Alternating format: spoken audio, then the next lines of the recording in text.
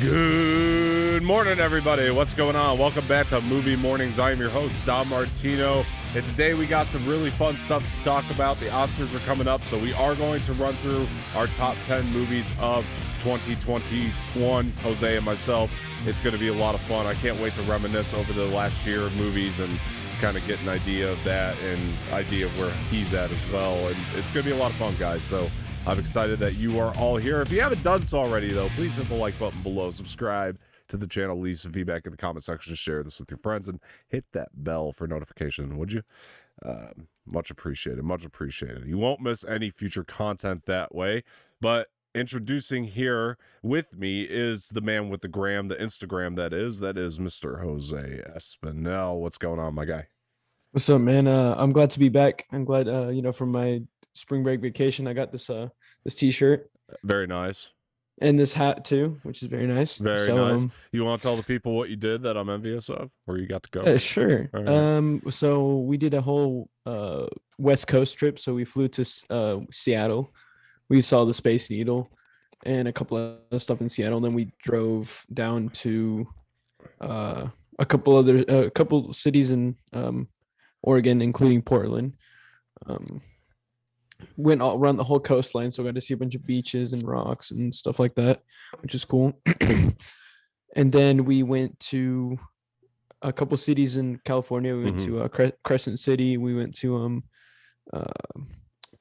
was it Fort Bragg? We went to Mendocino, Napa Valley, Sausalito, and then of course San Francisco. We ended in San Francisco, and we biked the whole Golden Gate, so that's why we got these. Right on. I feel like you're burying the lead, though. You did go to a particular place that I would have liked to have been to. Yeah, I sent Dom pictures. I went to the original VFX Lucasfilm building. They had a Yoda fountain.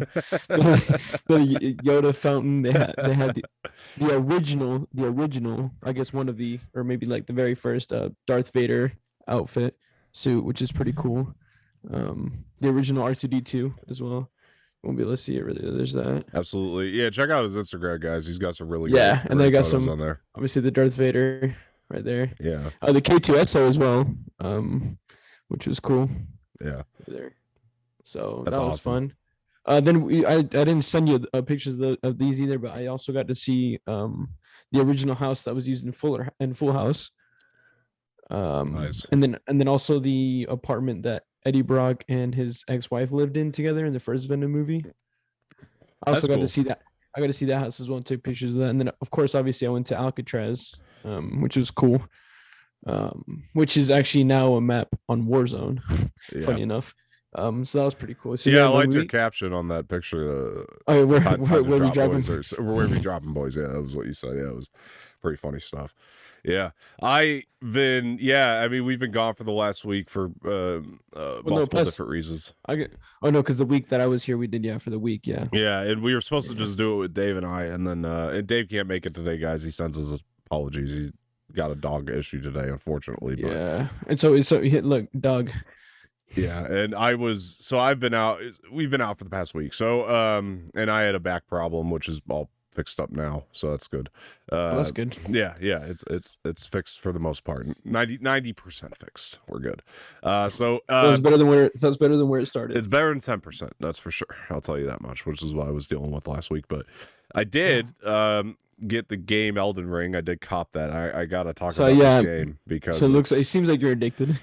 I can't stop playing it. So me and my buddies have just been getting all the time. Your favorite game so far of all time? No. But it's great. Like right now. Oh, right now it's the one I'm going back to most, yeah. So I would probably say, yeah. It's hard because this game welcomes a longer experience for me to go back to, if that makes sense. But there are also like really fantastic games that like I like to play still, like, but they're just shorter experiences, like God of War or Uncharted and things like that. Like the Uncharted series is pretty fantastic. Like I can go back to that quite a bit. So that's something that I would put that on a pretty high pretty high on the rank there. But Elden Ring is like something I just want to promote the hell out of it. Mainly because it was such a surprise to me that I've put as much time into it as I have, but it's a tedious game. It's very hard. So like a lot of people I know are going to be maybe commenting, saying like it's a Dark Souls game, excuse me, which are universally hated because they're so fucking difficult. But the things I've seen, like I haven't played it yet, obviously because I don't own it, but I've watched a lot of people on Twitch play it, like stream it and play it. And it looks like a complicated, hard ass game, but I ain't gonna lie. It's extremely complex and it's extremely tedious. But the thing about I feel like it's like Assassin's Creed but on steroids. Very much, yeah. The thing about it that I would say is it's one of the most beautifully designed games though that I've ever played, and I think that kind of keeps me coming back because of how amazing it is in terms of design. And it's for you would like this too, Jose. I mean, it's just so filled with like lore and just I've heard it's very lore heavy, and tons of things that you can chew on that are just great, and it just kind of keeps you motivated to keep grinding. And the thing about it is once you grind and you level up your character and you do everything you have to do, it's so much fun, and I've heard like the boss battles get harder and harder, they're difficult as hell. They'll take you like 15 tries to finally kill. It's something about that keeps me coming back, but it's one of those games that like it would piss me off so much to the point where I'd just stop playing and I'd probably go and try to play something else, because I'm one of those kinds of people that's like, if it's taking me too long to do something in a game, I just don't have the patience, and so I'll just stop playing and move to something else because I just get bored at that point.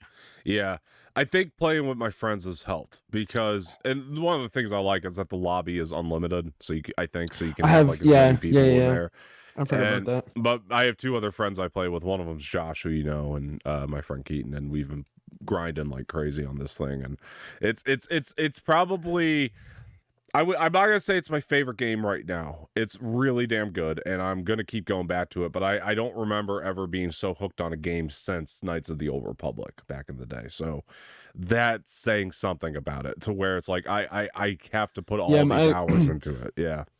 The place I work at, which is an esports place. That's really cool.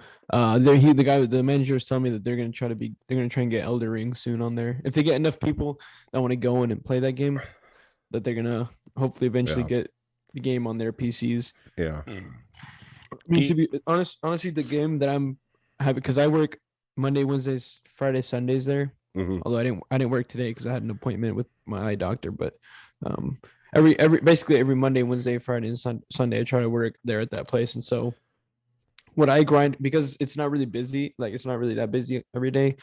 What I'm playing a lot right now is on the keyboard and mouse. I'm playing Warzone a lot on the keyboard and mouse.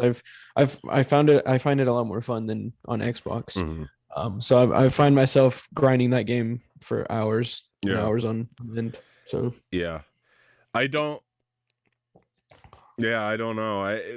Something about like gaming is interesting to me because it's the one thing in my life, at least this has been my personal experience with it, where it's always kind of been there, but I can't call myself like a gaming nut. You know what I mean? But there are some sometimes there's games that like I can just go ham on and play for hours. I mean, that's been up until recently, like maybe ever since I joined the channel, probably when I stopped playing video games as often. Before then, I used to just I would be able to play video games for like 7-8 hours a day nonstop. I could just sit there and just play games, and time would pass by and I wouldn't even notice how long, like how much time had actually passed by. But I wouldn't call myself a tryhard or like a sweat in any game, really. I just play for for the fun. But back in the day, I used to be able to just like grind a bunch of hours, and especially in FIFA. Back in the day when FIFA was good, I used to just on weekends for like 6-7 hours, I would just sit there and do nothing but play FIFA. Yeah, I was that kid that everybody hated because we used to, game. I'd have friends over, we game, and I'd be the kid that'd be like, let's watch a movie, and they just want to keep grinding on the game. Like, Not that I would hate gaming. It's just like we would do it See, for a few hours and then it would tire out, Yeah, see that'd be me now. Yeah. Because I don't play video games really. I'm more interested in movies and shows and stuff. I'd be that guy. Yeah, my friend, I had this friend Kevin. And Kevin, when I was a kid, we hung out like every day when I was a kid, and he and I used to game. Every time he was over, we were playing something, and it was fun. I mean, but we swore because of how into video games he was that he was gonna like work in the video game industry. That's like did he do it? Well, I'll tell you what. So Kevin and I hadn't spoken for like years, and one day he dropped in. Kind of suddenly. There's kind of a long story behind that I won't go into because it's his personal business, but he basically stayed with me for a little bit, like a few days. Oh, okay. And even though we hadn't, like, I wouldn't say we had spoken in years, but we hadn't hung out together in years. And I was just so surprised to see that he was all of a sudden a movie guy in his older age, because it was so weird, man. Like, all he wanted to do was watch movies, and it was like, this isn't the Kevin I know. Yeah, I guess that I mean, I don't find it surprising because I feel like video games is more for younger people, like immature. Whereas as you get older, more mature, then you're more into movies. You know what I mean? Yeah, maybe. Like I'm still young, but I just don't find myself as interested in video games as movies. Yeah, because. And that might be an exception because that's what I'm studying right now in college and stuff. But I just feel like that might be because when I've said, when I was younger, I played a lot more video games than I do now. So I just feel like it's more of like a younger person thing, whereas movies is more for like more older, mature people. Yeah, like Kevin came over that day, and I showed him the first Evil Dead movie, and he loved it so much. I went to bed, but he stayed up all night watching the rest of the Evil Dead movies because he loved that first one so much. And I was like, dude, this is not the you I know. Like, I talked to him about it. I was like, do you still game? He's like, oh yeah, I do. It's just not nearly as often. He's like, typically, especially when I'm winding down at night, I just like to put on a movie and relax. It's like, yeah, it's like how I am too. Yeah.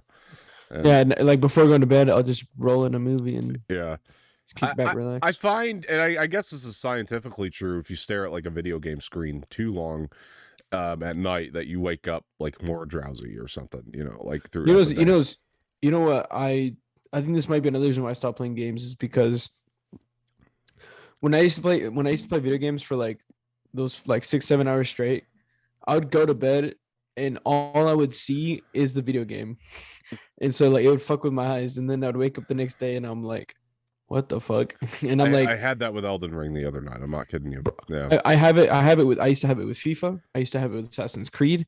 I used to have it with Halo. I used to have it with like almost like every single game that I got addicted to, and I'd just play for hours on end. I used to just close my eyes and just see that video game. Yeah. Yeah. Again, like time to time, you get a game, you'll play it for hours, and it does go to show. I mean, video game is an art form just as much as movies, and there's great storytelling within them, and for the people that are, like, for example, like the Assassin's Creed games. Yeah, that's a perfect example. Like when I first got Assassin's Creed, when I got Assassin's Creed Odyssey, the first thing I did was go home and just for like 5 hours straight was just playing the game. I couldn't put it down. Yeah, it's actually quite unbelievable, like how much art has been put into games. Starting and the story mode too, that I like those story mode games, the story based, like Assassin's Creed. Yeah, when they have a narrative, it's great. Like I just remember, like, I think the first time I can recall like having like a narrative that I was into so much was, well, what, actually, interestingly enough, this is going to be a weird one, but Tony Hawk's Underground. Did you play that when you were a kid? The skateboarding one? The Underground game, though, because that was the first one with the story mode. Yeah, I did. I remember like looking at being so into that narrative that like it was almost what kept me going through. It's funny is I shouldn't play that. I didn't own that myself, but I did play it on one of my friend's systems. I remember back in the day he used to have it, and we played it together. It was fun. I enjoyed it a lot. That game was a shit too, man, because they just remastered those, didn't they? They did one in Pro Skater 1 and 2, but they didn't really have a story back then. They were just like skating games with challenges, and they were fun for what they were, because I played those too as a kid. But Underground was like, you got to get off the board and walk around for the first time, and there was a story, and it was like an actual narrative that you got to go through, and you could do all sorts of shit. You could drive cars, and I remember the last time I played it, it was a little more over the top than I remembered it being, but it was still kind of fun. I mean, I understood the appeal still. I mean, there was a lot of fun shit to do in there.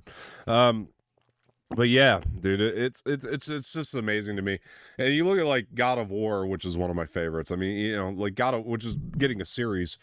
Like God of War, which is amazing. I actually can't wait for it. It's so cinematic. It's like, it's unbelievable. Yeah. The graphics. That's what I mean. Like those kinds of games, like Assassin's Creed, God of War, with Elden Ring now. I mean, those kinds of, because the technology is so advanced, the graphics and the cinematography within those games are just phenomenal. Unreal. Honestly. Yeah. Unreal. It's like you're playing a movie. Literally, it's like you're playing a movie. It's funny because like, I used to feel that way just playing a Call of Duty campaign, and now those just feel so minor in terms of narrative to what we have now. You know, like Black Ops 2 campaign, but like then you look at like Assassin's Creed and all these other campaign games. It's like, are these story mode games? Like it's nothing compared. Yeah, absolutely, I agree, man. So, switching gears a little bit, but speaking of narrative too, and things like that, and great storytelling. I mean, I have continued the Oscars binge. I know that you kind of were too. So I watched West Side Story. Same. And I love it. It's phenomenal. Bro, I'm not gonna lie to you. I cried. Me too. I actually did, honestly. Like, and I'll tell you which scene specifically. It was the one where Tony and his friend Riffs were it was in that the final battle, and they were like was it the Riffs had the knife and he was trying to like take it away, and then he kind of pushes him and he stabs what's his name, Bruno? No, he stabs the Latino guy by accident. Bernardo. Yeah. And then you see, and like he gets stabbed. What's his face? Riff gets stabbed. Yeah. And then you see Tony grab it and stab him. Like that part made me cry, man. Because then Riff is like, "Oh, don't worry, man. It's fine." Yeah. And I was like, "Oh my god, dude, that part made me cry." Yeah. Well, honestly, I'm like, it almost reminded me of like In the Heights, but like a battle. Instead of like being accepted, it was more of like the whites not accepting them, which obviously is based off of the old time West Side Story. There was a song in there. It's the most famous song from the movie, and I'd never realized that. Like, speaking of In the Heights, I think Lin-Manuel took a little inspiration when he did In the Heights from the West Side Story, because America, when the song America, which is probably the most famous song from the movie or from the musical, when that beat started up, it was the dun, dun, dun, dun. I was waiting for Anthony Ramos to come out and say "Lights up in Washington Heights." I was just like so ready for him to jump out and do that. I was like, oh yeah, wrong movie. But yeah, the beat was so similar in the beginning. Ansel was phenomenal too in this movie. He's so good, man. He was a great Tony. It was good casting, and Maria was phenomenal as well. Rachel Zegler. I was going to talk about the fact that she's going to be Snow White, and my God, that's perfect. What? In Snow White, the Disney live action adaptation, and it's perfect cast. They're making another one. They never made one before though. They have that was in Disney. That was in Disney. True. Yeah, that was because I think it's what do you call that? Like open IP or something, open licensing, so other people. Because they've made so many different Cinderella live actions, just never Disney. That's Cinderella, not Snow White. I'm Snow White. Yeah. I'm confusing with Cinderella. Sorry. You're good. No, Snow White. They did the Huntsman ones. Which whatever. With the second one was with Chris Hemsworth. They're both Hemsworth, I think. Yeah. Oh yeah. Yeah, I think so. Yeah. I think so. I haven't. They're pretty forgettable, but I haven't watched them in a while. They're pretty forgettable movies, all in all. But yeah, I mean, I thought the first one was all right, but they were both pretty forgettable. So she's gonna be playing Snow White. That's pretty cool, right? And what I would imagine is a more true to the animated adaptation type movie. But she's perfect for that. Like when she started 100%. singing and her look, and I mean, she's gonna be a phenomenal Snow White. Oh, dude, phenomenal. And yeah, dude, but yeah, you're right. And so I was like really baffled that like look, Ariana DeBose is really good in the movie, and she's good as oh god, the one that I don't want to give anything away. I she think goes to the drugstore. The one that goes to the drugstore, then. The one that goes to the drugstore at the end, toward the end. She goes to the drugstore and all the guys. Oh, okay, yeah. Ariana Oh, DeBose. yeah. Oh, and she's she good in the movie. Oh my god, yeah. I'm not trying to take that away from her, but I would have put in Zegler for the nomination, not her. I don't know how she got nominated over Rachel Zegler. Because I'll tell you, the part that made me tear up is when, again, without spoiling it, when she was like, when he comes through the window, Tony, and she starts hitting him and like freaking out. Oh yeah, that was the part that made me tear up. And was all performance, and like I was like, I really like the owner of the drugstore too. She was phenomenal. Yeah, she was really good. She was in a show that I've seen before. What is it? One Day at a Time, I think it's called. Mm-hmm. I don't know if you've ever heard of it, but she was a soap opera. Like, no, it's like a sounds like a soap opera title. Sorry, I asked. One Day at a Time. No, it was just like a comedy type. I don't even know how to describe it, but okay.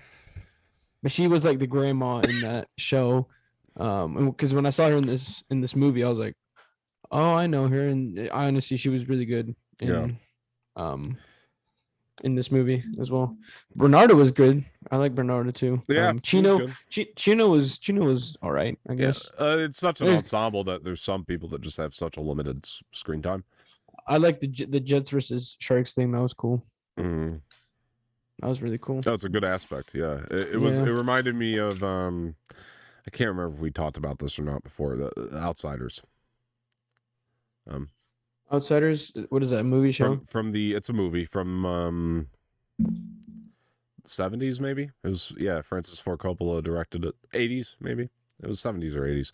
I don't know, but it's got like. Have you not seen that? 1983. Okay, 83. There you go. Have you not seen that? It's a really good movie. No. It's got such a great cast, dude. Rob Lowe, Ralph Macchio, Tom Cruise, Matt Dillon, Patrick Swayze. Jeez. Yeah, it's Emilio Estevez. Jeez. Yeah, it's a phenomenal movie, dude. Glenn Withrow. Yeah, and it's got who's the one guy? Leif Garrett's in there, and like Diane Lane. There's tons of people that like grew up to have good careers. And it's a really but that was like a lot of their like first roles. Like I think Macchio was his first. What, The Outsiders? It might not have been Macchio's first, but like it was. I think it was definitely Tom Cruise's first movie. I was about to say, I feel like that would be his first movie. Yeah, and it's good. I watched it actually, funny enough, a couple weeks ago, just because it's one of those that I have to put on every so often, and it's got like this really interesting story behind this movie. As Francis Ford Coppola should have the right. There is a director's cut, and that's the version to watch. The one that came out in '83 wasn't as beloved because it's kind of further away from the book. And the book has like a lot of detail. The book is really good too. And so they finally, like right about the time I was reading the book, actually, is when the director's cut was released. I just had to happen to get this book in school and try to read it. And right around that time is when the director's cut was released, just ironically. And I had seen the original cut after I read the book first. That was the first cut I watched. Because I rented it because Blockbuster was still around at the time, and then the director's cut came out, and I remember. I ended up buying. I remember Blockbuster. Blockbuster's just shit, dude. That's where I got my first. Well, that's what we used to have in no, that wasn't not in Texas, because in Texas where I used to live, it was Movie Gallery. I don't know if you ever remember Movie Gallery. I've heard of it. Yeah, that was like the Texas Blockbuster. I don't know, because that was the only way you could watch besides the movie theater. Well, it's like us. We have family videos at every corner. Yeah. Like, besides the one, because there was only one movie theater in the area in Texas that I lived in. Besides that movie theater, Movie Gallery was the only way that you can like get movies. Yeah. And so yeah, that's where I used to like rent all my first movies, and where I rented the Star Wars movies and watched them for the first time before my grandma got me the DVD, the Yeah. full set. Where I grew up, we have we're like 15 minutes away from the city area where you can. But in Columbus in Georgia, there used to be a Blockbuster, but then it got shut down obviously because Blockbuster. I think my town had like one of the last Blockbusters, one of the last. But we're 15 minutes away from the city area, so we did have a video rental place like down the road from my house as well, but it looks like a little shed and it's an ice cream place now. Oh yeah, by the way, the one movie theater that was in the area of Texas that I used to live in now is a church. Really? Yeah. So now there's no movie gallery and no movie theater. So the people in that area where I used to live in, if they want to watch a movie, they have to drive an hour and a half to Amarillo to a movie theater. They don't have nice any movie theater closer to them. Nice. So that kind of sucks for them. Nice. But luckily, none of those friends of mine live in that little city anymore. They're all in college and live in other cities now. So yeah, that sucks when you get older. Our friends just move away. I was having that conversation with somebody the other day. Those are my friends from when I was in elementary school. Sure, yeah, but that's the same with me. Like I have so many people. That's the thing too. I've moved so many times too that I've made so many different friends in my life that I don't talk to a lot of them anymore. Yeah, when you're in your 20s, nobody talks to you anymore. It's the weirdest thing. Like even my friends from high school, I barely even talk to them anymore. Yeah, I know. Yeah, same. And they only live an hour and a half drive away from me, and we barely even talk or get together anymore. Yeah, same. I agree. It's very difficult to keep in touch with people. I was just having this conversation with somebody today, actually, about how like life gets so busy, man. It's weird. Like you can't keep in touch with people, but like I think the great thing about like you and I doing something like a podcast though too, because it's like we get to talk all the time, you know, like this is like our social life. It's like this and Elden Ring is my social life now, because like I talk to you guys on the podcast and I get on the PlayStation and talk to my friends, you know, and talk with your friends that way. Yeah, that's what your social life becomes. And it's so weird because it's not like it's barely even family members anymore. Not that I don't talk to my family members, it's just that's not my social life anymore, you know. It's weird. It's not. And then like the only time you really get together with your family and friends and stuff is like for the big shit, like weddings and like funerals and birthdays and right. You know, trips. If you ever, like, for example, this past week, you know, my spring break trip was with my family. Those are the only times you get to be with your family really is on big things like trips and birthdays and weddings and stuff like that. Like, for example, in June, I was actually invited to a wedding from one of my dad's friends from work. He's getting married in June, and I got invited. So that's another time we'll get to spend time with my family. But it's life. You know, life moves very fast. Yeah, absolutely, for sure. Which is why you know, I cherish our friendship so much, because absolutely, you're one of the only friends that I actually talk to. You know, right? We talk frequently. You know, exactly, and like. Yeah, like my college friend that I made my freshman year, I barely even talk to him too now, because he went to live in Illinois for like almost a year. Like we were friends, like we would hang out like every day freshman and sophomore year, but then junior year came, you know, COVID and all that. He moved to Illinois, did all his classes online. Met his girlfriend. Now he lives here in Atlanta, like a 5-minute drive from my place, but we barely talk because he spends all his time with his girlfriend. Yeah. So I barely even talk to him now. So you're really like the only one.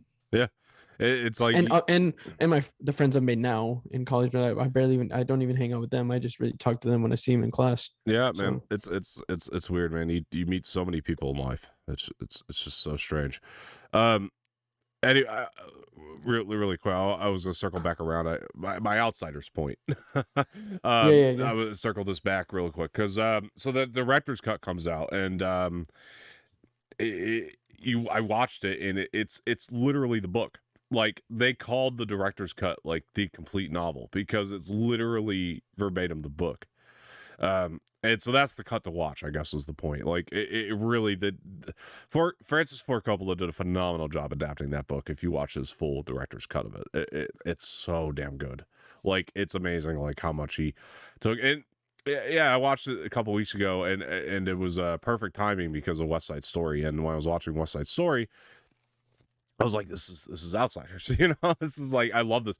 And by the way, another thing I'll mention about it is like I personally, when I'm watching like Spielberg as of late, like the what was that movie with Tom Hanks, The Post or Bridge of Spies, or he did like Ready Player One. stuff like that, that like lately I haven't really like watched that and felt like I was watching prime Spielberg. Now this still to me isn't prime Spielberg, but it's pretty damn close. Like It's one of it. It's I think it's his best of the newer stuff for sure. absolutely. And it's so weird because it's something that, which he's done adaptations in the past. I mean, Jurassic Park was a book, Jaws was a book.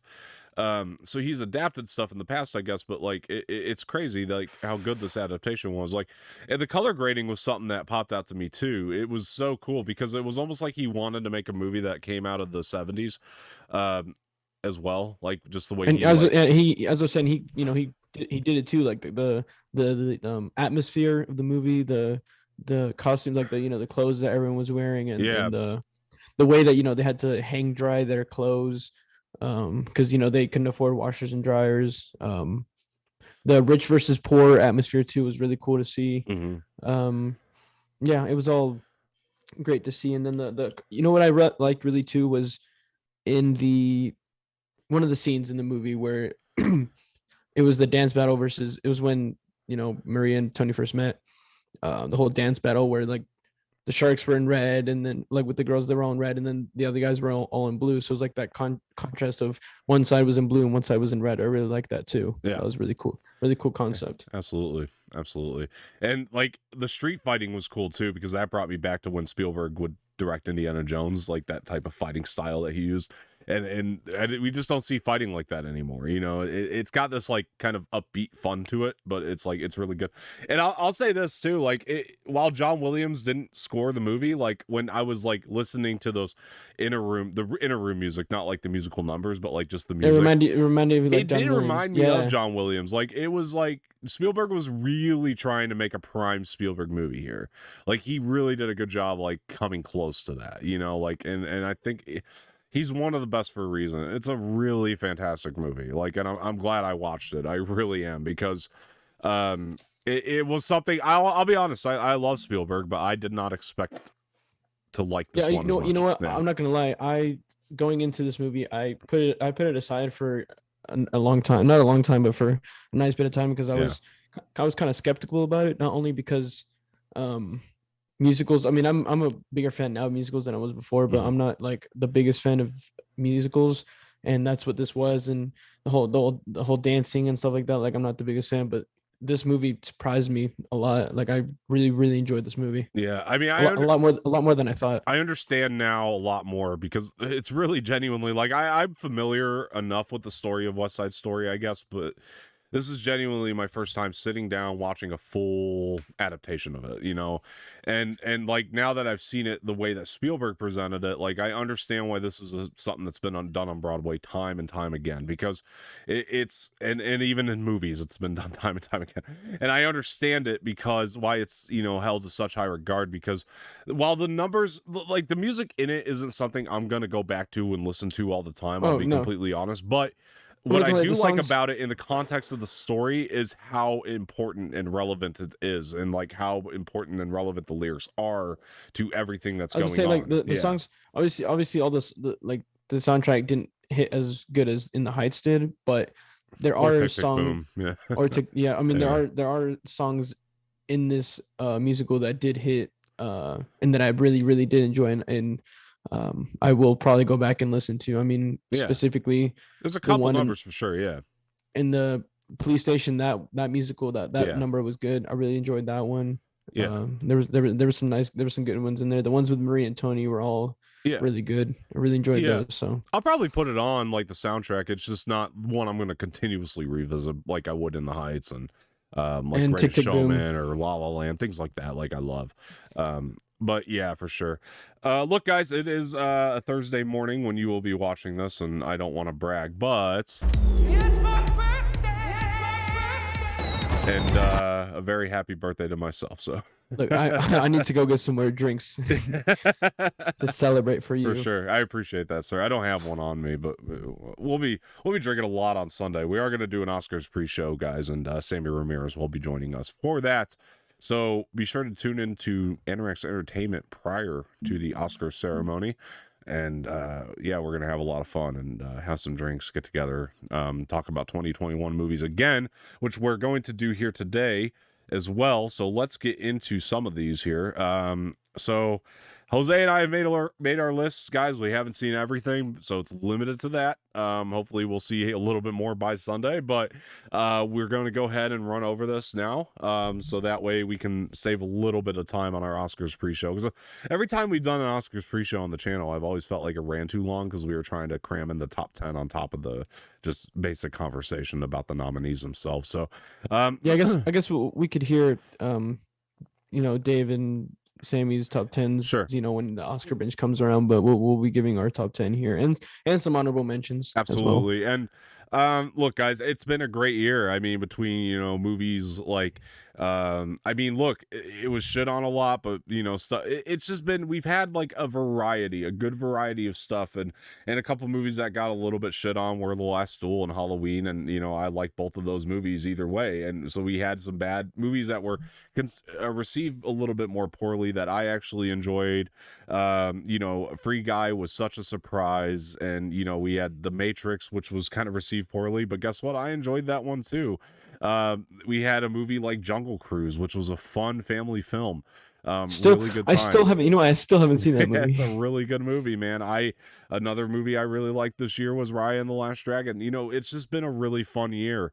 So I'm just so excited to be able to talk with everybody about my favorite movies this year, and I'm glad you guys came.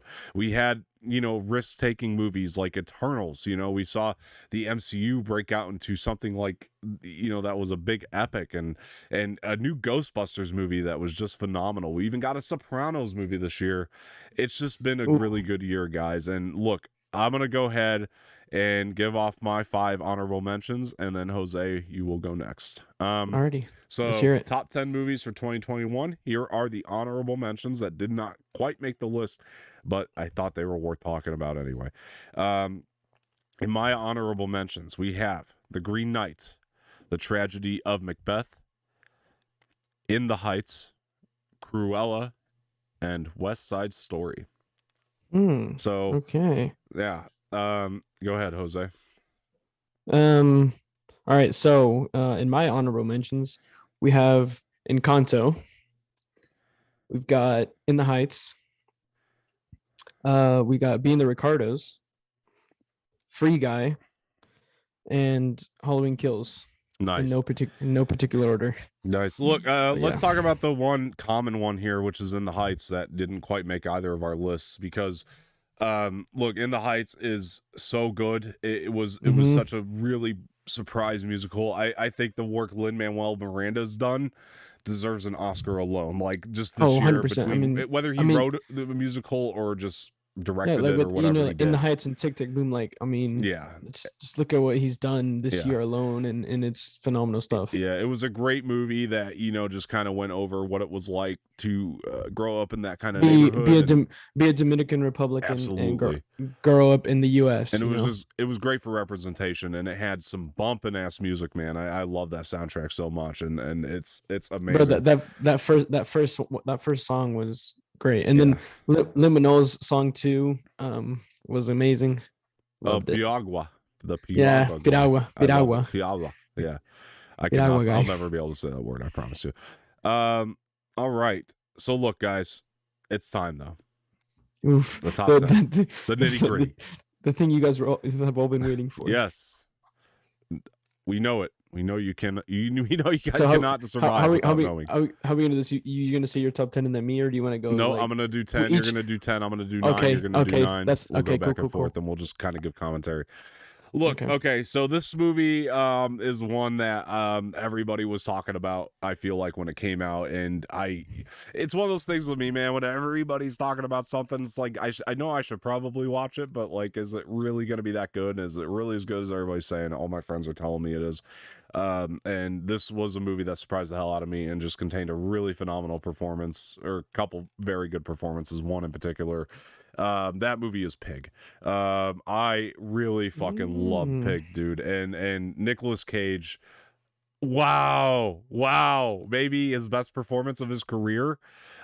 He really is that good in this movie, and it was just like so tailor-made for him to do, in a way that he played a role I never knew I wanted to see Nicolas Cage play. But it's a simplistic story. It's a very good movie. It moves at a great pace. It's very well directed. It's a beautiful looking movie at times, and it's just got this really intriguing story that just keeps you in it, and I love the hell out of it. So I'm glad I was able to put this one on my top 10. I have one question. Sure. Last Night in Soho in your top 10? Maybe. Okay.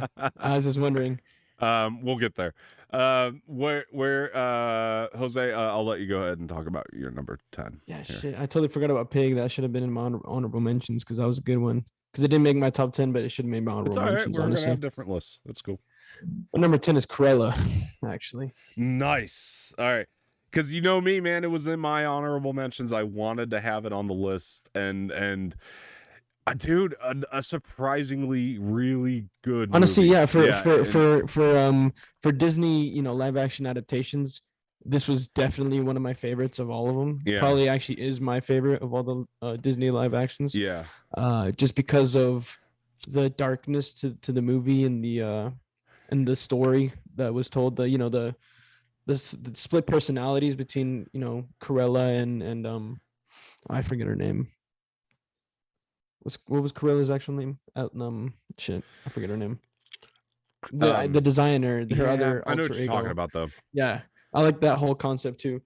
That was really cool. I really enjoyed the whole aspect. So I'll tell you what, that was one of my in terms of spoiler discussions that I was able to do. One of your favorites? Yeah, it was a really good conversation. It was one of the ones where Sammy and I, we weren't on the same page with the movie exactly, but we had just such a really good, healthy conversation of like bouncing each other's points off each other. Sometimes when you disagree about something, it's some of the most fun you have. You know what I mean? Because you can like, you seeing a different point of view is always fun, and so I just really enjoyed talking with Sammy about that one. It was one of the ones where we differed on, but we just had a really healthy conversation about, because it was interesting because like both of our points came from passion, like they really did. Like my points came from passion of the love for Cruella, as to hers came from passion of the love for 101 Dalmatians, because she didn't like it as much. And so it was just like, it was a conversation of passion. It was just really fun, and I really had a good time with that. That's still on the podcast feed, folks. So you should go back and listen to that, because that was one of my favorite discussions. Yeah, I've seen that one. That was a good one. That was a really good one. All right, man. I like that I like that number 10, dude. It's starting off strong, I think, for both of us here. I think we're doing okay. All right. Because like I said, Pig should have been in my honorable mentions. It didn't make my top 10, but it's still like, honestly, I think one of my favorite, if not my favorite, performances from Nicolas Cage. 100%. Like that movie was phenomenal. He just outdid himself with that performance, I will say. It's been a while since I've seen like a movie that was so simplistic but executed so well. Like exactly. The story was so simple, but it was original too. I was gonna say, such a simple story that was executed so profoundly. Yeah. Yeah. Oh my gosh. Absolutely. Yeah. Absolutely. I guess we're moving on to number 9. All right. My number 9. You ready for it, Jose? Last Night in Soho. Oh my God, it's mine too. Whoa! Yeah. Hell yeah. Let me just say, I don't want to wake the neighbors. I better shut up. Keep it down. I'm gonna just say, Edgar Wright, you're an inspiration to me. That movie was one that I have never seen you direct before, but was executed amazingly. I mean, the different shots in this movie, the bed scene where she's looking up at the mirror and she can see like what's happening with the alter ego other person was great. The costumes design in this movie was great. Loved it. Yeah. It was a great film, man.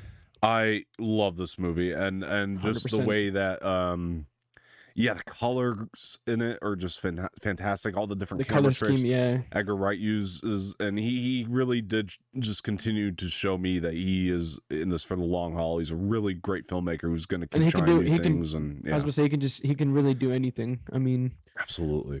He can go from Baby Driver to Last Night in Soho. I mean, it's outstanding stuff. He's an outstanding filmmaker, and And yeah, trying new things. I think that's what made it make my number 9 is the fact that he did go out of his comfort zone a little bit and try something completely different with a phenomenal cast as well. I mean, the performances between Thomas and Mackenzie and Anya Taylor-Joy were so good.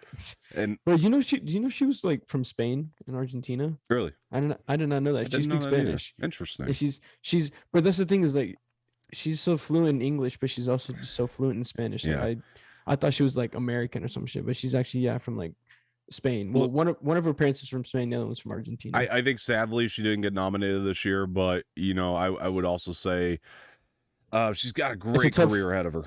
Oh, she's a 100%. New breakout star. I mean, she's just filled with charisma. I'm pretty sure she's already working on something new. Oh yeah, I think so. Yeah. She's coming out in The Northman. I'm really looking forward to that movie. That's what it is. Yeah. It's gonna, I'm looking forward to that one too. I think it comes out very soon, if I'm not mistaken. So I'm excited. Yeah, dude, interesting. Both got the same number 9 here. All right. Sick. That's sick. That's awesome. I love it. All right, so we're gonna move on to number 8, and my number 8. I swear to God, if we have the same number 8, I'm gonna flip. All right, we'll see. My number 8 is No Time to Die. Oh, okay.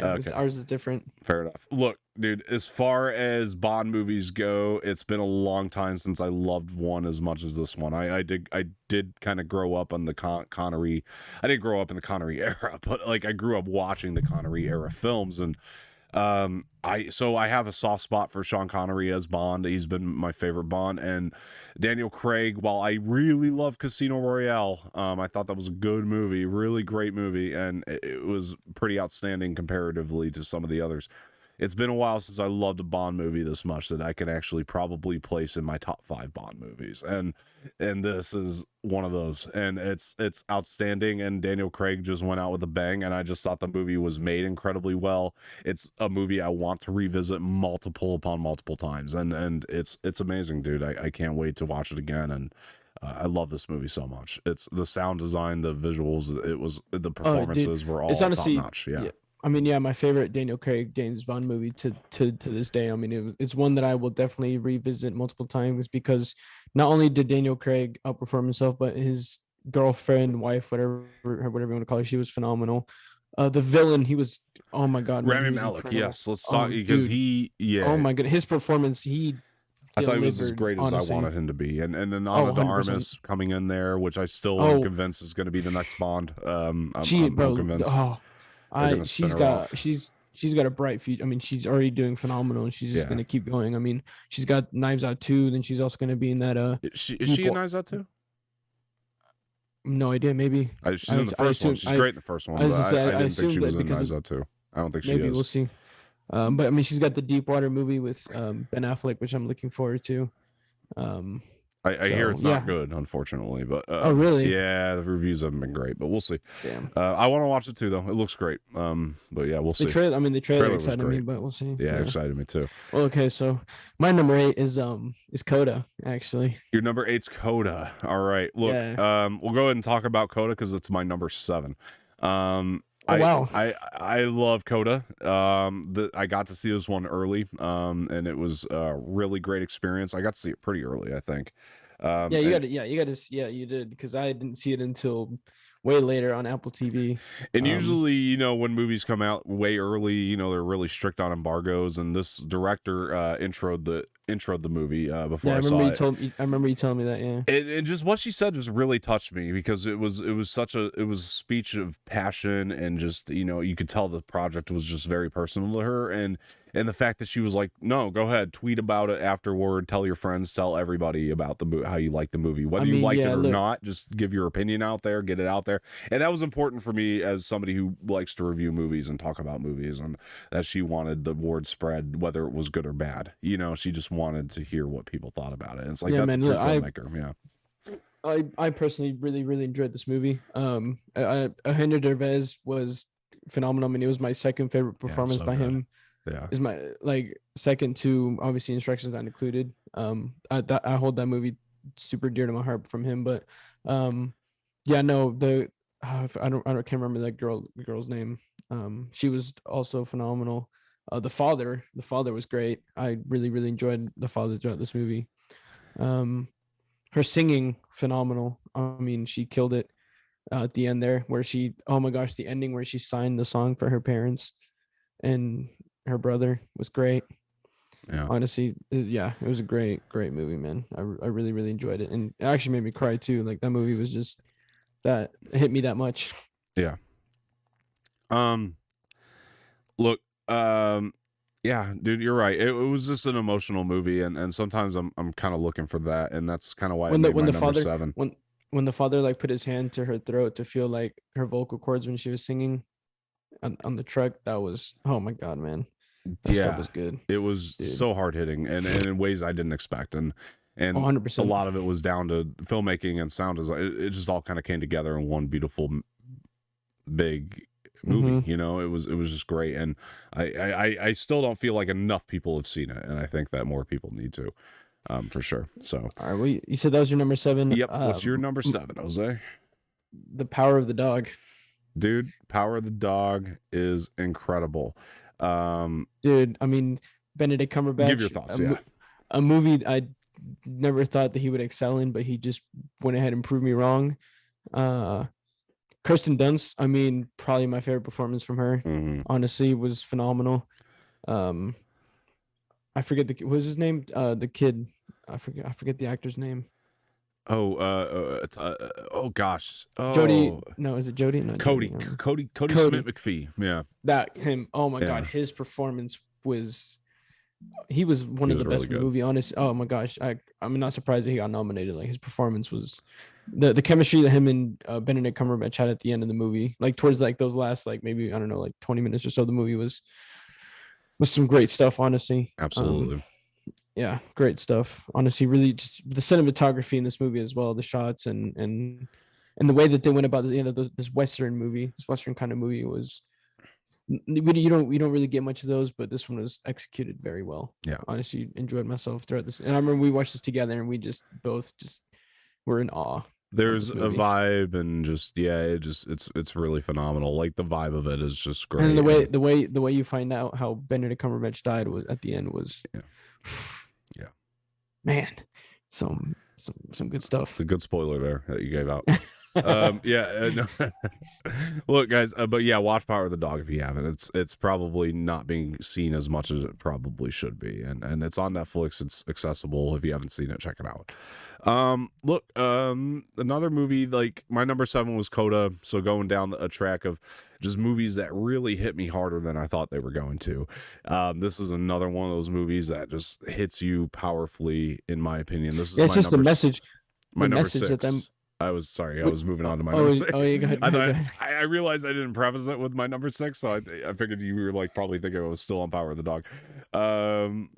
Sorry about that. So this is my number 6 is a movie that like hit me emotionally, powerfully, in ways that I just never expected, and just had some really great performances in it, and just really surprised me by the way that it kind of balanced its fun and its emotion and power and story. And my number 6 is Spider-Man No Way Home.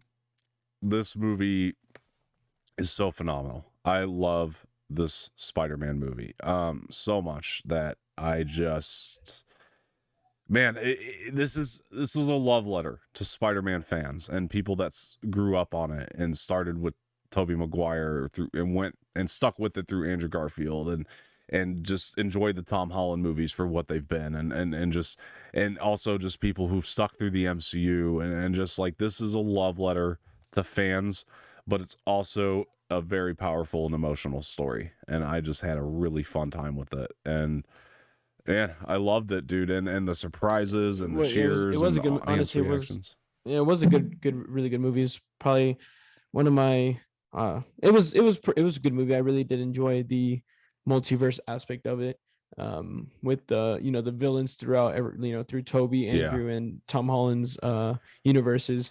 I thought was really cool. The whole stuff with Doctor Strange was also really cool. The romance connection between Tom and Zendaya, which carries the movie, man. Evidently is easier when you're actually dating. Sure. Dating in real life, but either way, I mean, their love connection throughout this movie the way that they were able to work together also through their love connection was amazing. Ned was great. His old Doctor Strange thing was really cool. Really funny stuff too. And the ending, man. Oh my gosh, man, that ending was hard hitting. Yes. And oh my goodness, yeah. John Watts just showing off his chops as a director right there, and just how good it was. It was just I think one of my favorite endings of any Spider-Man movie, honestly, of any comic book movie, like because it goes for it and it hits you. You know, it's like it was like I don't know, man. It was just makes me more excited for future Tom Holland Spider-Man movies, honestly. Yeah, absolutely, dude. I loved it. Loved it. My number 6 was Licorice Pizza. Oh, nice. Okay. Yes. I'm so glad we get to talk about this. This should have probably been on my honorable mentions. It was so tough. And I love this movie, dude. I mean, Spider-Man maybe should have been my honorable mentions, but you know, there's just too many movies to choose from that it's very tough competition. Licorice Pizza was one that I just had a hard time placing as much as I loved it. I think it's so perfectly well done, and it's so it's so good. It has you rooting for them the entire time. It does through all their ups and downs. It just really has you rooting for them the whole time. Honestly. Yeah, I think the reason that this movie did not make my honorable mentions or my top 10 is this. It's me being a Paul Thomas Anderson fan. I appreciate the fact that he went back to his roots, but there's a different side of Paul Thomas Anderson that I just prefer, and I think that was the only thing about this movie I was disappointed with. Yeah, see, I guess that's where it was different. It's fine.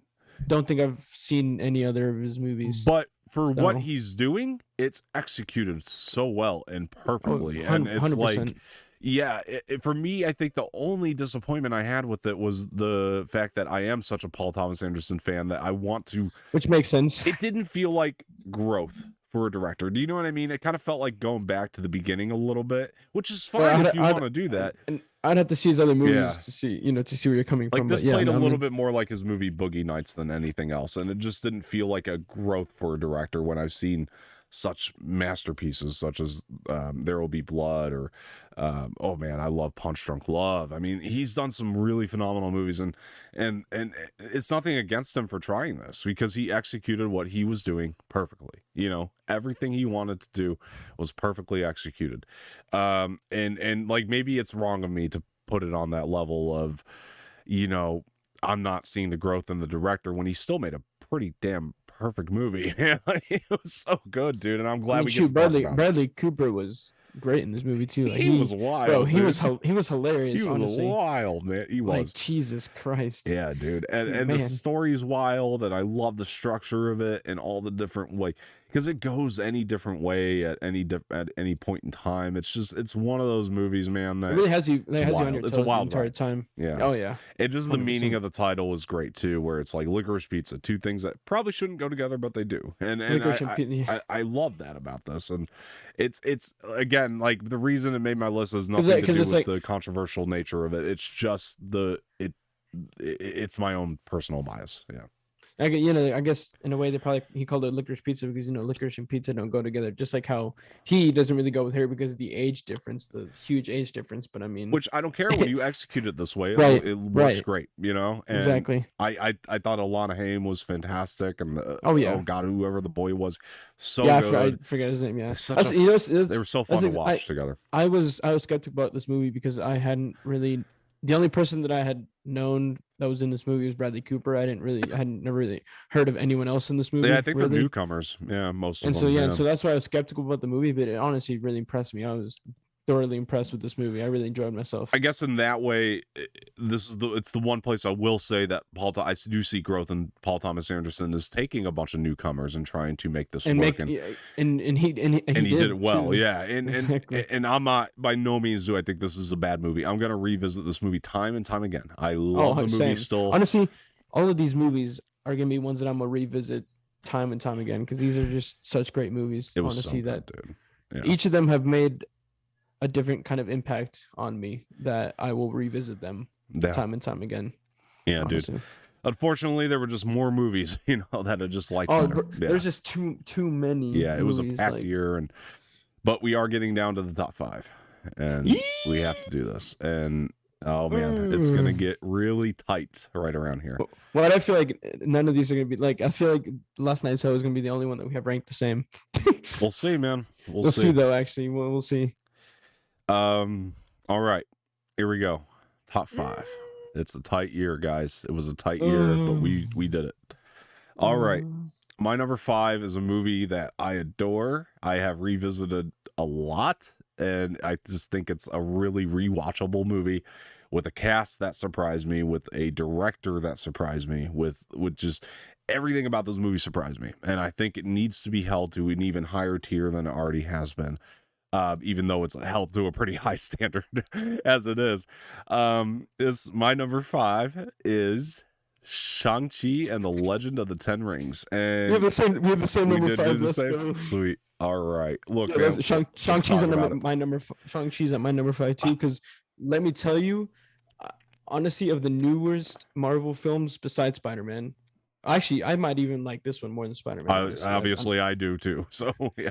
I mean, like honestly, what because obviously, with Spider-Man, it's characters we've already seen before, it's actors we've already seen before. But what Shang-Chi has done is taken people we've never seen in Marvel before and just made an amazing story, amazing origin story at that. Yeah, exactly. Oh my goodness gracious! Like what Daniel Dustin Cretton did with this movie was out of this world. Honestly, it's like I'm speechless. Like this movie was actually just. I've seen it like 5 times already, and every single time I watch it, I'm still just like, oh my god, dude, he killed it. He was able to Awkwafina was hilarious throughout this entire movie. Sure, she was great.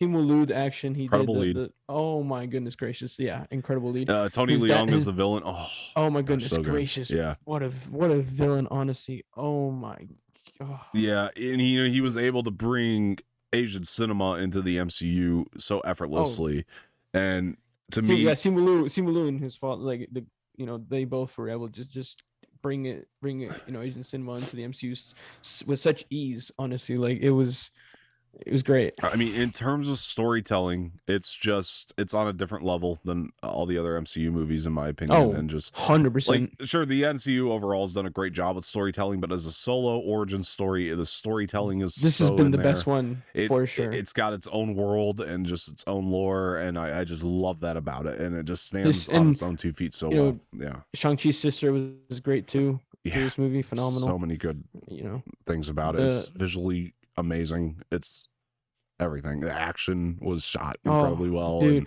The scenes with Shang-Chi and his father with the rings, that was some great stuff. I mean, the stuff with the dragons. We got dragons now in the MCU. Oh, dude, it was everything was just so phenomenal in this movie. Honestly, I loved it. I did too, man. I can't get enough of this one, and I'm so glad it was able to make my top 5, our top 5. Which is great. So yeah, dude. We'll see how many more of the top 5 are the same. All right, here we go. So number 4. This is a movie I had very low expectations for. I'm not gonna lie. Based on its trailer, I thought that it just looked a little cheap and low budget, which ended up being complimentary toward the movie, if you ask me. I like the low budget style of it. I think it just really worked out for it. It includes one of my favorite performances of the year. And this movie is Tick, Tick, Boom. I love Tick, Tick, Boom so much. It is, as a musical, just infectious, and just Lin-Manuel Miranda being the first film he's ever directed, he just showed that he can direct on top of write musicals. It's not just writing for him, it's also directing, and he's in this for the long haul. Like, again, we were talking about him earlier within the Heights. He's just had such an incredible year. Andrew Garfield's performance was top notch. It is one of my favorite performances of the year. And man, oh shit, I just remembered that Tick Tick Boom was my 4th as well. Oh, well, there you go. Well, look at that. So we got. I'm not gonna lie, like Andrew Garfield's. I think this was one of my favorite performances by him this year. Like, honestly, is great. Lin-Manuel Miranda did incredible with, the directing and the music in this movie. I mean, 3090, the Boho Days, however that song is called, was great. All the songs in this movie as a musical was incredible. Andrew Garfield again. I mean, impressed. I mean, he was great. He's a phenomenal actor. He's got a great future ahead of him, man. Absolutely, man. I mean, yeah, you're not wrong, dude. He just, yeah, the combination of Lin-Manuel and Andrew Garfield is what made the movie work, and I like when you can really see the relationship between a director and an actor connected so well together that it just makes the movie work as well as it does. And this is one of those examples, and it doesn't happen all the time, but it's a duo I would actually like to see work together again, actually. Oh, 100%. Andrew Garfield 100%. and listening to Andrew Garfield talk about the movie and how personal it was to him and how it made him I feel remember as an actor. you showed me the clip of that, him talking. Just makes me appreciate it so much more too, and it's a really good story. It's moving, and he's surprisingly good at singing too. That's the thing. Like, yeah, for somebody who's not sang a lot, exactly. Yeah, like for someone that I knew didn't really sing very much, and that obviously hasn't sung in many movies. I mean, I've never seen him sing in a movie, and this was going to be the first one. That's why I was kind of like iffy about Andrew Garfield singing. Then when I watched this movie, I was like, oh my god, this dude can sing. Yeah, like absolutely, it was good.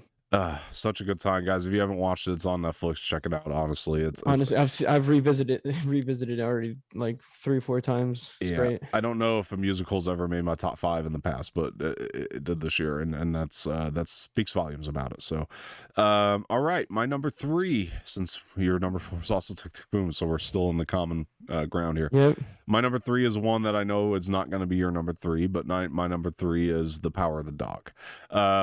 This movie surprised me so much, and I'll go ahead and give my commentary on it too. The Western vibe of it is just really present, and all the performances are pretty good around the board, but Benedict Cumberbatch especially was a surprise.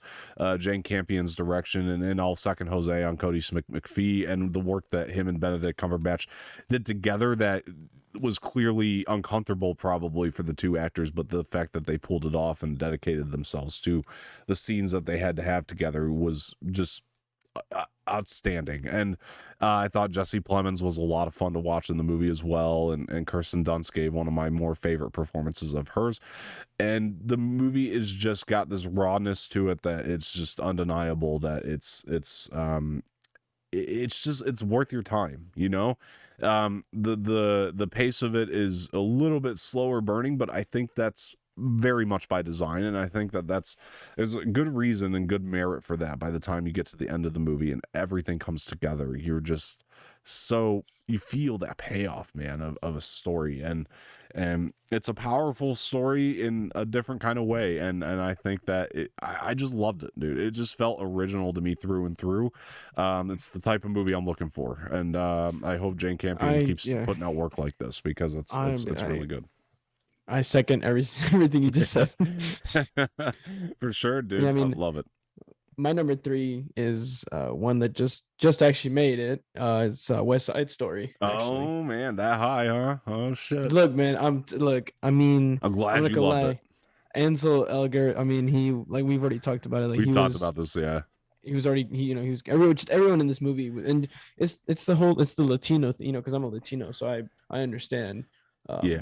And I think to me something that In the Heights quite didn't do, and it's that controversial racism that I have gone through in my life, and so I can relate to what the Puerto Ricans are going through, even though they're more technically from where my parents are from, they're more Americans than where my parents are from. I can relate, and I understand what they're going through, and the difficulty of a Latino living in America. So just the message that and it almost gave me, especially towards the end, it gave me like a Romeo and Juliet type of vibe with Tony and Maria. Yeah, look, man, while it's not on my top 10, I still put it above In the Heights. Even though they're both in my honorable mentions, I put it above In the Heights on my honorable mentions. I do think that you are correct about that something that In the Heights didn't do, this kind of gave me the things I was missing from that. And to see, again, Spielberg direct so well is just a treat. Oh yeah, 100%. Honestly, yeah. So I feel like our top 2 are going to be switched. I don't know why, I think we both know what they are. Because I already know what these 2 movies are, and ours are definitely switched. I'm gonna say it right. I'm gonna say it right now. They're switched. 100%. Okay. All right. So I'm gonna say this. I think we know. My number two is Dune. My number one is A Quiet Place Part 2. And my number 2 is A Quiet Place Part 2. And Dune's number 1. We're just slightly indifferent on that, I guess. But look, guys, these are the 2 best movies of the year. I think we can both agree. And 100%. I mean, what John Krasinski has done with horror films in quotation marks, I mean, has been like A Quiet Place 1 and 2 have both just been phenomenal. They have been big FUs to horror films, and the work he's done with these movies it's like the silence in the movies. They're just placed so perfectly that they work in the movie so nicely, and in the story with this, it's almost like a Bird Box, but you can see the monsters. You know what I mean? Which I really, really enjoyed. And I mean, I just really enjoyed the movie. Like, it's not a scary movie that actually scares me, but it's one of those that is still suspenseful and kind of keeps you on the edge, man, in ways that you don't. And he takes a page out of Spielberg's book. He takes a page out of Lucas's book. You know, he's so inspired by that, and I love it. And the silence makes you feel like you're in her shoes. You know what I mean? Like the whole time, which is what I love too so much of, you know, with what he's done, which makes me excited for A Quiet Place Part 3. I'll say it again. As far as sequels go, it is the best sequel I have seen since Empire Strikes Back. I've never seen a sequel elevate its first movie so much. You know, I might have to agree with you on that now. Honestly, like what A Quiet Place, what A Quiet Place Part 1 and Part 2 have done. And what's funny too is that I would have never seen it if it wasn't for you, because like back in the day I was like scared that they were actually scary movies and that they would actually scare me, but then once I watched them I was like, no, these aren't actually scary movies, they're just like suspenseful, you know. So I really, really enjoyed Quiet Place Part 2. John Krasinski, I mean, hats down to you. Never thought you could direct so well, but you've proven me wrong. The guy from The Office has Jim from The Office. Who'd have thunk? Jim from The Office has made our number 2 spot. Yeah. Well, my number 2 spot, your number 1. Well, let's talk about your number 1 and my number 2. And by no means do I blame you for putting it in that spot. Look, man, it's Dune. And this movie. Oh my God, this movie, man. Let me just say, Denis Villeneuve killed it. I mean, he has done the closest adaptation to this book so far. I mean, I've finished reading up until the point where the movie ended, this first part, and I've left it there for now, because I want to get through these Star Wars books. But yeah, man, I reading that, to where I finished, I could envision the movie the entire time, which is why he, impressed me so much. And everyone, I mean, just look at the people in it. You know, you have Timothée Chalamet, Zendaya, Oscar Isaac, Josh Brolin, Jason Momoa. What's her name? What's the actress that plays her? Jessica something. Yeah, her. I mean, just phenomenal. Dave Bautista. I mean, just look at the actors and actresses in this movie, and it's just a phenomenal movie. The cinematography in this movie, the angles and the costumes, especially. I mean, the whole sci-fi, aspect to it. These new planets and type of government and all this it was great stuff, man. Yeah, this was made for sci-fi junkies, for sure. 100%. Because and look, I'm not saying that if you don't like sci-fi you won't like it. There's a great story within it. There's it's expansive, it's a lot of lore, it's a lot to take in, but I think the reason that it's on our top 2 is because it was adapted in such a way to where it doesn't become too complicated, even though the book can be very tedious. Denis Villeneuve just understood it well enough to where he can place things in the right spots. He got the right cast for every single character, which is a lot of characters to cast, and it's no wonder why, because he is a masterful director and somebody I've been talking about for a long time, and I think he's finally really hit his stride with Dune. I think people are finally starting to really take notice of the work of Denis Villeneuve, and Hans Zimmer's score is great. It's just it's everything, man. I mean, it just made me that much more excited for Dune Part 2. Yeah, like I just can't wait to see what Denis Villeneuve does with that movie, man. I can't wait. Yeah, honestly, it's gonna be some phenomenal stuff. Absolutely, my guy. Dude, yeah, I can't wait. Man, it's gonna be great, and I think that Part 2 is gonna really just put Villeneuve on the map in ways that he's never 100%. Been before, and he was the right man for the job. And believe me, dude, I was so scared about the success of this movie because Blade Runner 2049 is not dissimilar from Dune. The difference is 2049 is original lore and Dune has been a property prior. So he had a little bit more going for him with that aspect. But 2049 is just as good as Dune, almost just as good as Dune. They just took that movie off of HBO Max. Blade Runner, really? Yeah, 2049.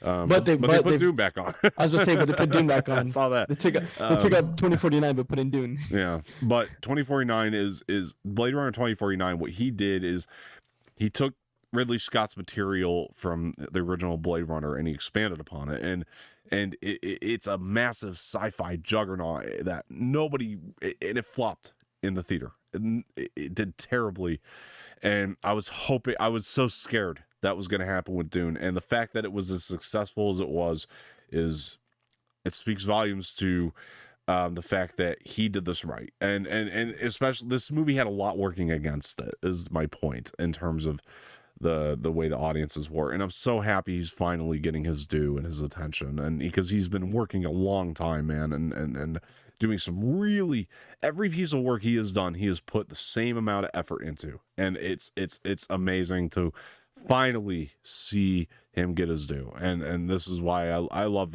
Denis Villeneuve, dude. He's new. He's one of the best of all time, and just 100%. He's continuing to show that. There's just so many that are like, so many actors going right now that are like one of the best of all time in the world. I mean, Denis Villeneuve is no exception. Like what he's done with this movie, what I can't wait to see him do with part 2 is just phenomenal stuff. I mean, and especially with the quality of actors and actresses that he brought onto this movie. The fact that he was able to get all of them into one movie just speaks volumes itself. I mean, and people doubted it, man. And I told everybody, just wait to see what Villeneuve does. Yeah, it's like, because I think a lot of people doubted it not only because of how bad Blade Runner 2049 did, but also the fact that it's sci-fi. It's hate because they didn't see it, because they doubted that too, and it was like, wait, just trust me, you didn't see 2049. I would tell people all the time, he's perfect for this job, and it turned out to be right. I like being proven right. I guess most people, saw sci-fi and they're like, nah, this ain't gonna do good. Yeah. But I mean, look, so many people are loving it now. I mean, it's a phenomenal movie, and Denis Villeneuve, he killed it. Yeah, 100%. Yeah, guys, that's it. Dude. That's it, man. It was a good list. Our top 10s were fairly similar. I mean, just a couple movies that were different, but I mean, for the most part, pretty similar. That's good, man. That's good. We had three movies in the same spot, so that's we sure did. That's saying something. Yeah. All right, guys, it's your favorite time of the day. It's the time of the day where I get to talk about Spotify for a little bit. So listen, Jose loves it. Can't get enough of this. Spotify is a really great resource for you guys watching on YouTube. Please go over there and check it out if you would. It's much appreciated because if you're on a commute, you can put this show on, and we would love if you guys went over there and followed us. And if you're already on Spotify, head over to YouTube. Please subscribe there, youtube.com/c/Anorax. We do have these podcasts in video form, and we hope you guys can join for that too if you have the time, and you can pull up YouTube where you are at.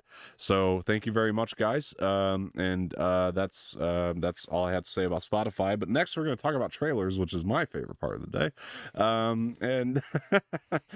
Which is, I guess my favorite part too, because this is the part that I actually do. Yeah, exactly. So as per usual, we are going to take it over here pretty soon to Mr.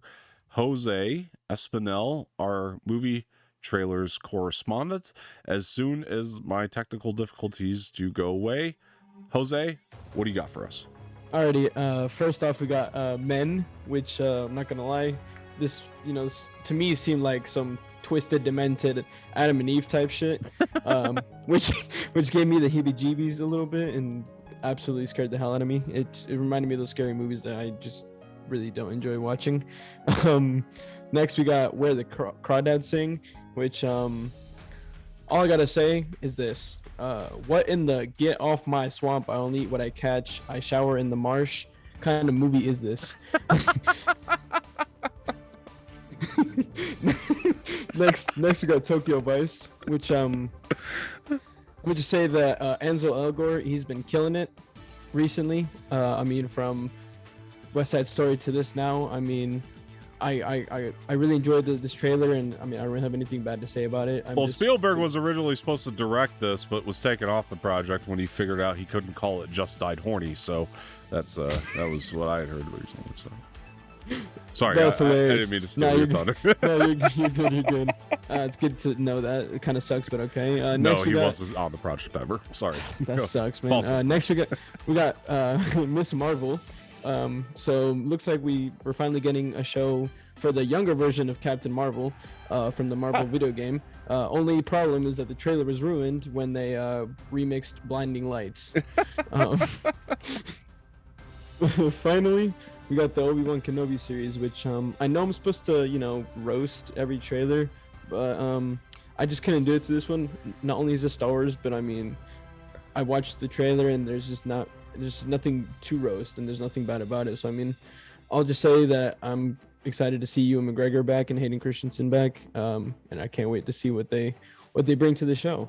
So, yep. All right. That's very good, Jose. You did. There is a missed opportunity in the Pillsbury Doughboy Inquisitor, but other than that, well, he did. The guy look like a Pillsbury Doughboy a little bit. So much so. And they actually changed the design on that. So they're changing the whole thing. So for what? The Grand Inquisitor. Because he looks like the Pillsbury Doughboy, they are going to change the design. Either way, great job there, sir. Look, so I'll comment on these really quick. I mean, look, Men is a movie I've been looking forward to because I love Alex Garland as a director. I think that he's killed it with his last two movies.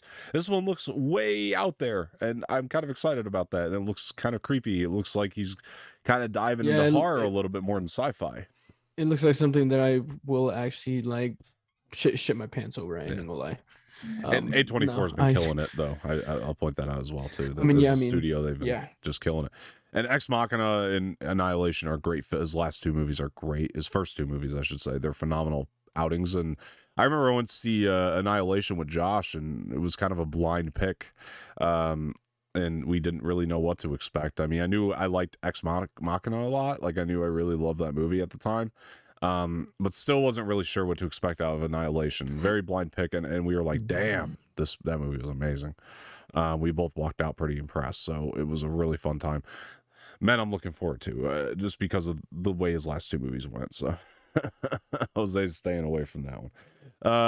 Definitely, no. What the crawdads sing, I think you described perfectly.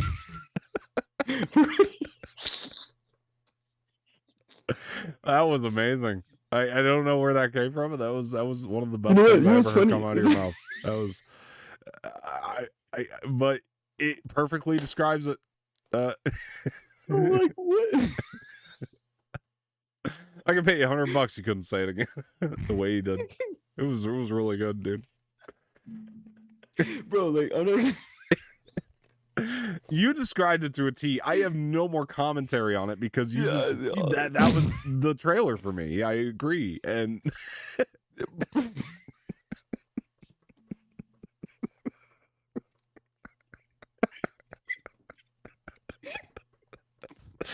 it is such a stupid title.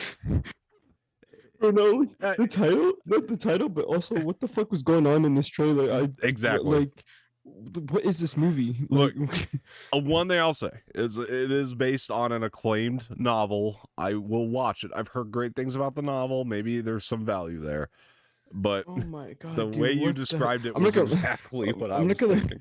I'm not gonna lie. The Get Off My Swamp was from Shrek, obviously.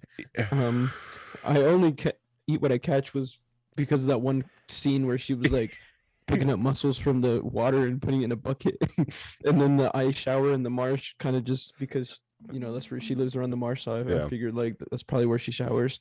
So I kind of just like, I honestly thought it wasn't gonna be that good, but you ended up loving it. So oh man, I'll take it. My favorite thing that's ever come out of your mouth was that where the crawdads sing. All I gotta say is, what in the get off my swamp? I only eat what I catch. I shower in the marsh kind of movie is this? That's exactly what it looks like. Look, Honestly, yeah, man. No more. I have no more to say. You said it all. And then they want to put in murder in there as well. Like, what the fuck? It could be good. Could be a good time. We'll see. I wasn't impressed with the trailer, I'll be honest, but it could be good. Who knows? Bro, I saw the trailer when I finished watching that. My jaw was dropped in like confusion as to like what the fuck this movie's actually going to be about. Yeah, fair enough, man. Fair enough. Look, Tokyo Vice. Now, look, I'm telling you, HBO Max don't miss, man. I don't think they're gonna miss with this one either. I hope Ansel Elgort's on the upward trajectory now because he wasn't doing too hot before West Side. So true. I mean, I think Baby Driver was probably like one of his best things up until West Side Story. Yeah, really.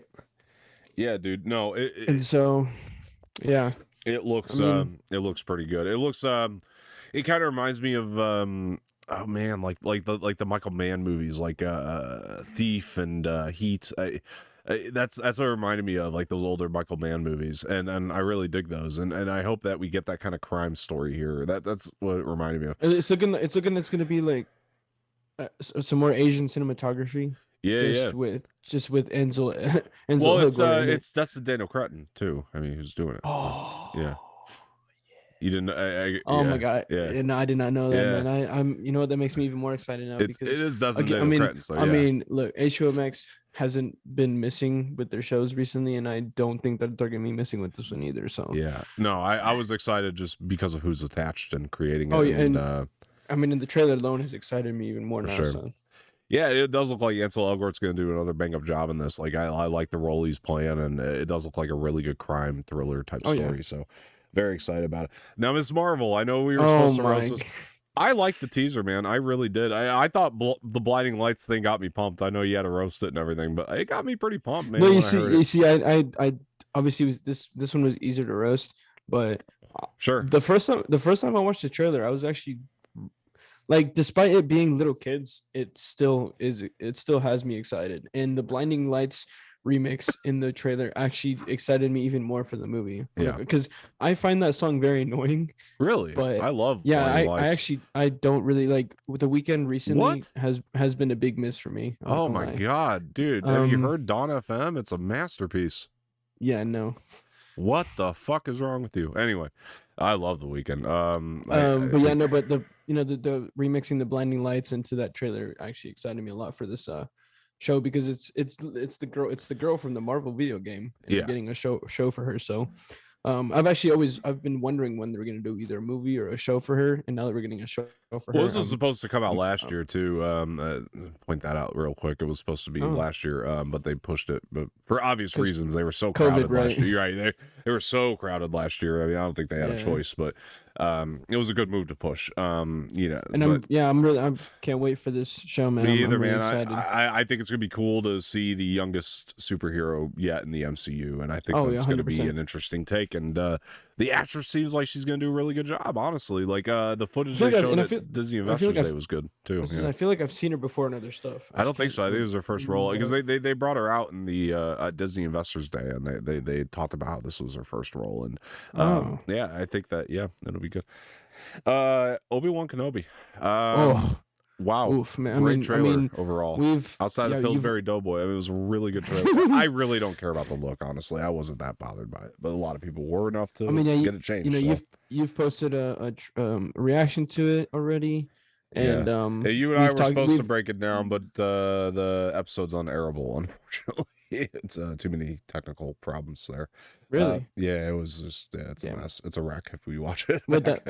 Tell me the last one that we recorded? Yeah, we were supposed to have Imperial Order last week, and then unfortunately our technical issues for some reason were so bad that it was just unairable, but hopefully the internet's kosher from here on out, so that was more my fault than anything. But it was the internet. Okay. And it caused a lot of stutter, and the whole thing is just kind of wrecked and unairable. But yeah, look, I mean, I'll say it again here. I thoroughly enjoyed the trailer. Honestly, the Duel of the Fates soundtrack in there at that one point was some great stuff. Ewan McGregor I can't wait to see him again as Obi-Wan and Hayden Christensen as Darth Vader. I can't wait. Inquisitor and all these other bad guys. I can't wait to see Obi-Wan, trying to protect little Luke, overseeing him and stuff like that, kind of like from that Star Wars comic that we read. Yeah.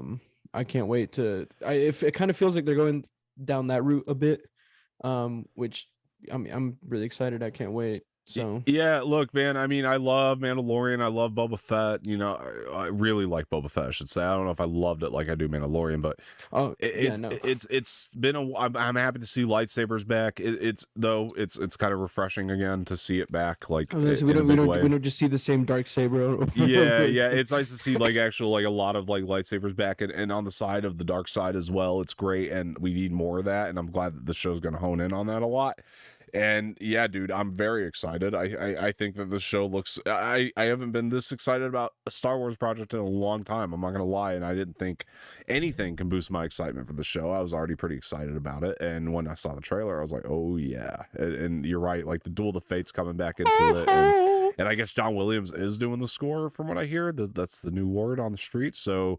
That's interesting. I really hope that he does. Honestly, it makes so much sense. I think it's poetic and. I can't wait. It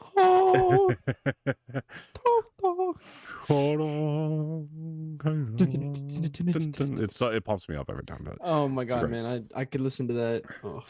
Yeah, I'm excited to see. Just seeing Ewan McGregor alone was enough to get me, and then young Luke, and just everything about it. I was just saying, and then the day that I saw Hayden Christensen being announced for that show, I was like, oh my god, yeah. And they put out the image of Darth Vader too, which looks I great. saw that. It's so great. Oh my god, it looks amazing. Him coming out of the back to tank. I mean, or not his back to tank. It's his meditation chamber. Yeah. So I'm sure we'll see a lot of Hayden under the mask too, because we know from Empire in the meditation chamber he takes the helmet off and all that. They show the back of that, and look, guys, really quick. I don't want to spend a whole lot of time on this. We are going to talk a little bit about what's going to change here on the channel. Just really quick and really briefly. I already kind of went over this with Jose and Dave. But I want to go over it with all you guys. You guys are probably starting next week going to see a format change on the channel. So you're going to see a lot more short form content, and this is going to include trailer reactions, news, and this is all going to be done by me. It's a really good way for us to get a little bit of commentary out on all the new things happening in the world of entertainment prior to us having to do a podcast. And it's also going to help us get a schedule on point. So what we're going to start doing, and you guys can start expecting this. So we're going to have Imperial Order on Wednesday nights, 10:30 p.m. Every Wednesday night is going to air. Then you're going to have movie mornings on Thursdays, Thursday mornings, and Friday mornings. Now Thursday morning show is going to be different than Friday mornings. On Thursday morning show, you're going to get the regular thing we do here. We're going to run through the week, talk about the news and all that. And then on Friday mornings, you're going to get rewatches of classic movies, things that we would like to talk about, and very excited to bring a lot more of that here. And now that we've kind of gotten into a system and a groove, it's going to be great. Spoiler reviews will take place on the weekends, as they have been for massive releases and things, and things that we're going to do spoiler reviews for, so that won't change as well. But it's just going to be a great way for us to stay relevant, hopefully, and grow a little bit more, and that's the reason we're kind of making this move. And the nice thing about it is we'll also be able to talk about, if there's a episode of Obi-Wan coming out, we'll talk about it on Imperial Order that night. If there's an episode of a Marvel show, you'll hear it on Movie Mornings the next day. Our discussion on that. So it's going to be a lot of fun. I'm just so excited that we're able to bring this new change to you, and I think it's the best thing for everybody. And I think it's a win-win all around. Jose, what do you got? I mean, I was just gonna say that. I mean, next week starts Moon Knight, so you guys will be getting that next week. Yeah. Which I we talked off camera. Dave, Dom, and I.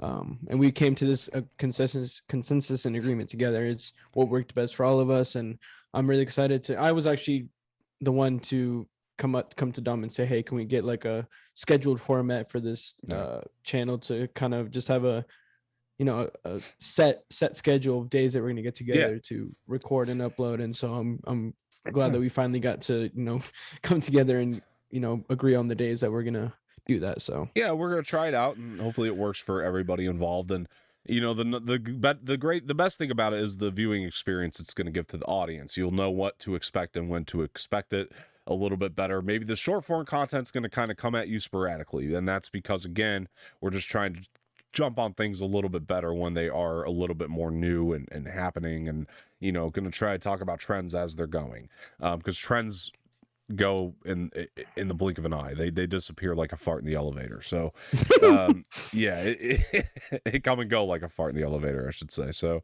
yeah, you just never really know when they pop off. So yeah, so it's just something that we're very excited to bring to you, and we hope that we can continue that. So fart in the elevator.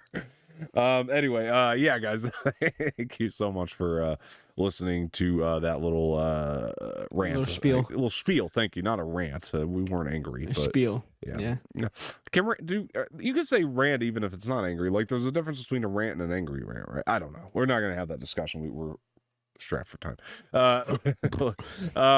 All right, so let's talk about some news, and I'm gonna add a couple stories here that weren't in the notes. But yeah. I mean, that first news source that you put there, it's changed actually. Yes, I was going to talk about that. Yeah, so she's actually okay, cool. Yeah, cool. because I did get the update. Sammy wanted to make sure I knew. So I mean, all different news sources I posted: New York Times, Variety, NBC News, all these different news sources have confirmed it. So, but I still want to talk about it. Yes, Sammy, Rachel Zegler's world's biggest fan, let me know today that this was the case. Is she her biggest fan?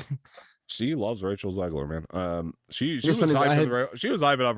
Go back and listen to some shows. She was hyping up Rachel Zegler before she even saw the damn movie. But I was gonna say I had never heard of her up until obviously West Side Story. So I never even heard of her. Yeah, she was in the second Shazam. Damn. The second Shazam hasn't happened, so she's gonna be in the second Shazam. Oh, she's gonna be in it. Sorry. Yeah. Oh, you're okay. That's exciting to me. Look, because I like her a lot. I think she's a very good actress. But this is my point that I wanted to bring up is, and Sammy brought this up to me earlier. It took the internet crying about this to make it happen. And I think that's a little ridiculous. Look, she's to invite her. Yeah, because look, this is where the whole thing started. So I'll give you the rundown. She posted because of her Snow White thing. No. She posted on Twitter, or a fan had asked her on Twitter, and I think it's a very reasonable question because this is something everybody wants to know who watches the Oscars. What are you wearing to the red carpet? What are you going to wear at the Oscars? And said, that's what they would usually. I guess that's what they would post on their story, what they're wearing. Yeah, and somebody tweeted that at her, and she responded honestly with, "I guess I'm going to be wearing pajamas because I'm going to be at home. I'm not going. I wasn't invited." And everybody thought it was a joke, and I think reasonably so, because look, the thing is she is the star, one of the stars, of a Best Picture nominee that is a very possible co-star of a possible of a movie that could possibly a movie that could win Best Picture, very possible front runner, and also win Best Director. And it would be very awkward if they won and Rachel Zegler was not up on the stage with everybody else, and so I thought it was reasonable, and so that they would ask, and they were like, "You're kidding, right?" And she responded, she's like, "No, I have tried to reach out." I'm paraphrasing a little, but she said, I reached out and they said, "No, you're not going." And now I understand that the Dolby Theater, everything is, all the seats are spoken for, and it's probably hard to fill, but you couldn't cut anybody to get Rachel Zegler there. She is a big, massive breakout star here. Yeah. And I mean, that's a lot of presenters for the Oscar, for the Academy Awards. And Jesus. I get she wasn't nominated, and Ariana DeBose took that spot, and I think that's actually unreasonable too. That's my opinion. We'll talk about that on Sunday more with Sammy when she comes into we'll talk more about that. But look, man, I just thought it was a dumb move. I'm glad it's been reversed, but I also think it shouldn't have taken people being upset for them to reverse it. Does that make sense to you? I mean, what's your take? I mean, I'm reading here the New York Times posted that says here she has been invited to be a presenter at the Oscars, and Disney is working to rearrange the production schedule on her current project to make it happen, according to two people briefed on the matter. Yeah. So looks like there is some conflict issues, in terms of the Snow White movie and the Oscars. Yeah, but I I mean, don't think that that's really it. that's yeah, I yeah. think that's But I mean, yeah. I don't. I like think the Oscars are saying that. I don't think that that was the case. In terms of, it taking, her to tweet someone out saying that she's not going and the internet crying about it for her to get invited is ridiculous. I feel like the Oscars should have just immediately, it should have just been, a given that she was going to be invited because she is part of a movie that is in contention for Best Picture. And if a big West Side Story, West Side Story is to win, it would look bad on them to not have a major person like her who's a co-star of this movie not to be on stage with everyone else. I mean, it's ridiculous. I mean, honestly, I'm sick and tired of these kinds of stuff happening. I mean, it's not the first time that some stuff like this happens, and I just think that they need to really shape up. I mean, and the fact that social media holds such a high power is also, I mean, it makes sense, but at the same time, it shouldn't take a decision like this to be impacted by social media. Yeah. And look, they don't know what the winner is. That's some people are saying it's a conspiracy. They don't know the winner, hence the Anthony Hopkins debacle last year.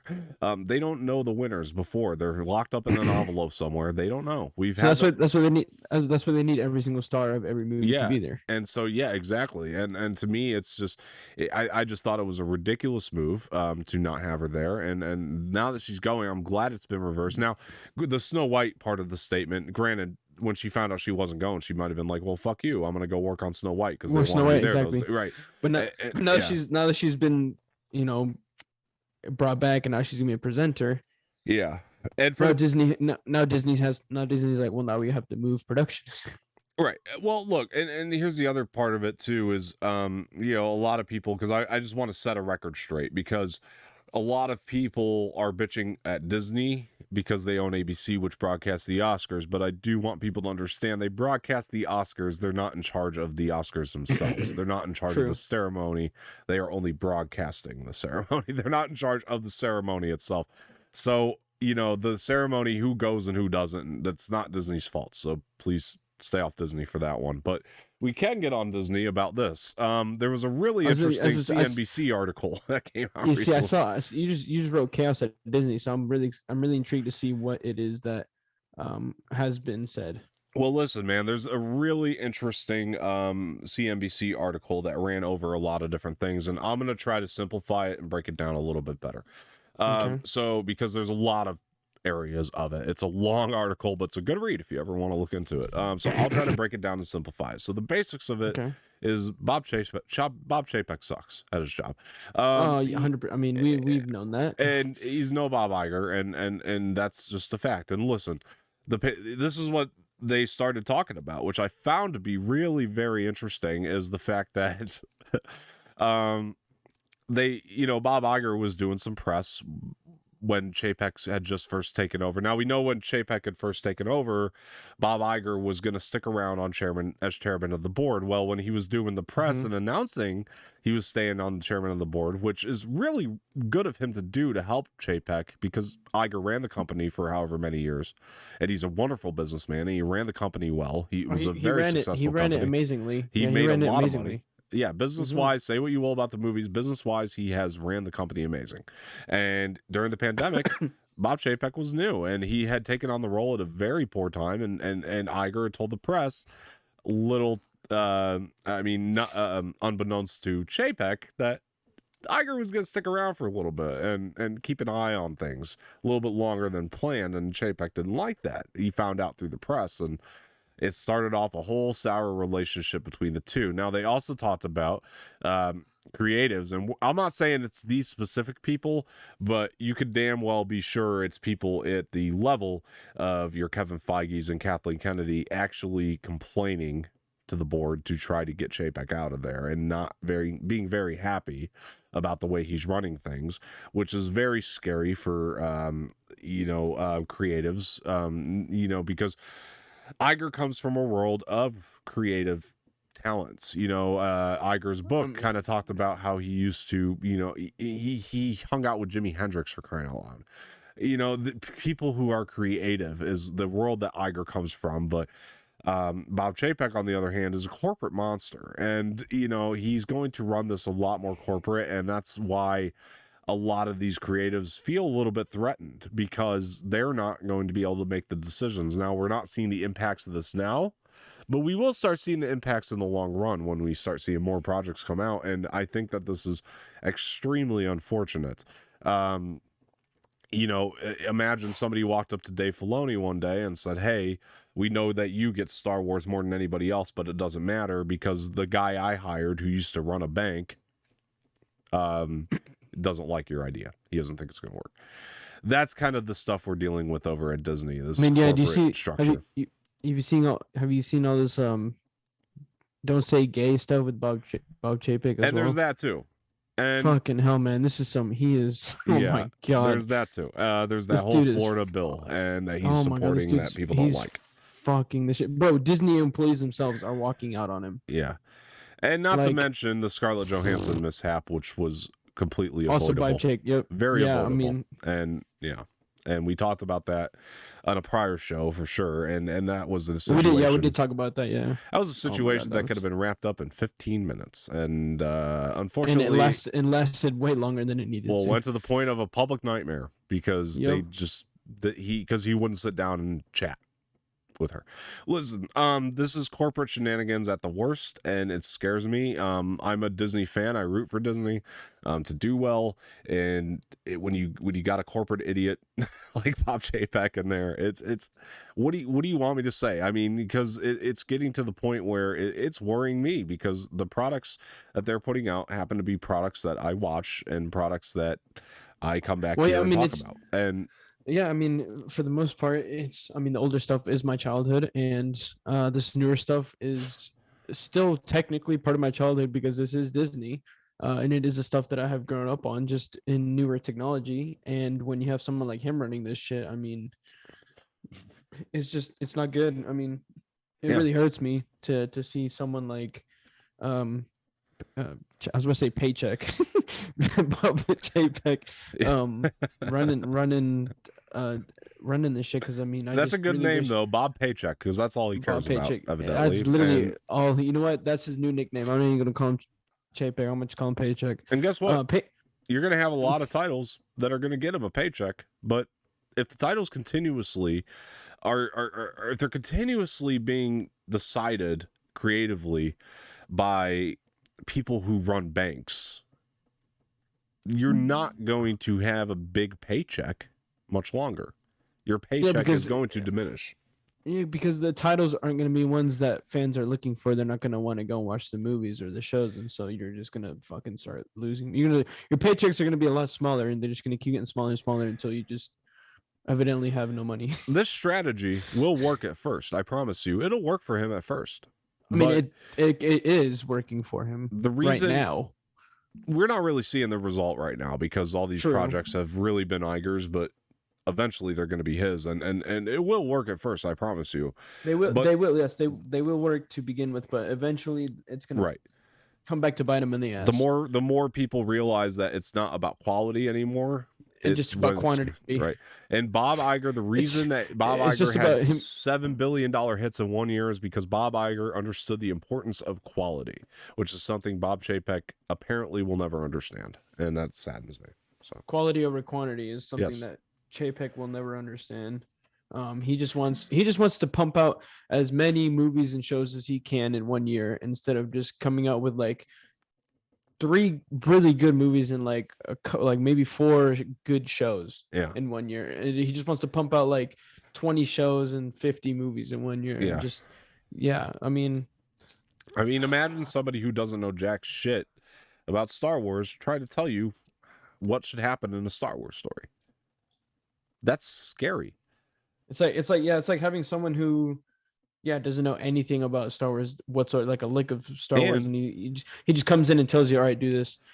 And unfortunately, because the positions of power that paid Chapek, which is a lot of what this article ran through, is the people he's putting in positions of power have no idea about any of this stuff. They just know about money, and that's it. And how to make it. Yeah, and that's it. And unfortunately, that's not the Disney model, and I think that that's going to bite them in the ass, and it's unfortunate. And I look, see that's where I hope someone like maybe I don't know John Favreau steps in and takes over for paycheck over here. Dude, it's unfortunate, and you can only hope. I said we haven't given Chapek enough of a chance because he took over in the pandemic, but it's been it's been problem after problem after shenanigan it's been 2 years since that too, and like he still hasn't done, like he's still in so much shit. He's fucked up more in 2 years than Chapek did in, I think, what was it, 29 or something like that? You mean even Iger? Or Iger did in like 29 years? Yeah, it's unreal. It's unreal. And he's already fucked up more times than Iger has really ever in his entire career as CEO of Disney. And I promise you, I'm not saying the Scarlett Johansson's lawsuit was the first they had, but the difference was Bob Iger would have settled it before it even went public, and that's wrong. And Iger knew what he was doing, man. And look, I'm not saying that Chapek didn't get that experience, but Iger would have never let that happen either in the first place. He would have never let it come out on Disney Plus and in theaters at the same time. He would have waited, I don't know, a couple weeks after it was released into the theater to release on Disney Plus as per Scarlett Johansson's request. Whereas Chapek's like, no, fuck you, I'm gonna just release it on the same day it hits theaters, and I'm gonna fuck you over, and then make this whole big public shenanigan. And the result is very important people who used to love going to work now hate going to work, and that's not going to be a good result. I mean, evidently all these employees are walking out on this motherfucker. Yeah. So and yeah, it's scary, but eventually push has got to come to shove. We can only hope that they can convince the board to move in a different direction, and we'll see what happens. But it's something to keep an eye out for, guys, because it's coming around the mountain. She'll be coming around the mountain. She comes for sure. So look, I want to throw in a quick news story here too. Damon Lindelof is apparently eyeing a Star Wars project, or actually I should say better yet, Star Wars is eyeing Damon Lindelof for a Star Wars project. Lindelof, for me, in my opinion, is best known for the Watchmen series on HBO, which I thought was absolutely phenomenal. And they want him to create a Star Wars project. What that's going to be, I don't know. A lot of people speculating Old Republic, which I think he'd be really good for. Yeah, man, I don't know, dude. I don't know how familiar you are with Lindelof's work, but I mean, he's tomorrow. Was this him? Hold on, I'm just gonna make sure. Nope, that was not him. Okay, good. Fucking hell. Did he do this one? He did not. No, he didn't. What has he done? Is it just Watch? What else has he done besides Watchmen? Not a lot, but like Watchmen is pretty high. Yeah, I mean it's praised pretty high. So yeah, I haven't seen it. I'll have to give it a watch. Yeah, the Watchmen series is really good, dude, on HBO. Again, look, I mean, HBO Max hasn't missed for me. So I'll have to give that a watch and see how it is. Yeah, absolutely. But yeah, I hope it's Old Republic. I can only hope. I think that'd be really fun to bring to the forefront. So something in the Old Republic would be really cool. But just wanted to throw that in there. That is the story as it stands. We also have one other Star Wars story I did want to bring up. Daisy Ridley been making a lot of appearances recently at award shows. And so, look, she's a highly respected actress in Hollywood.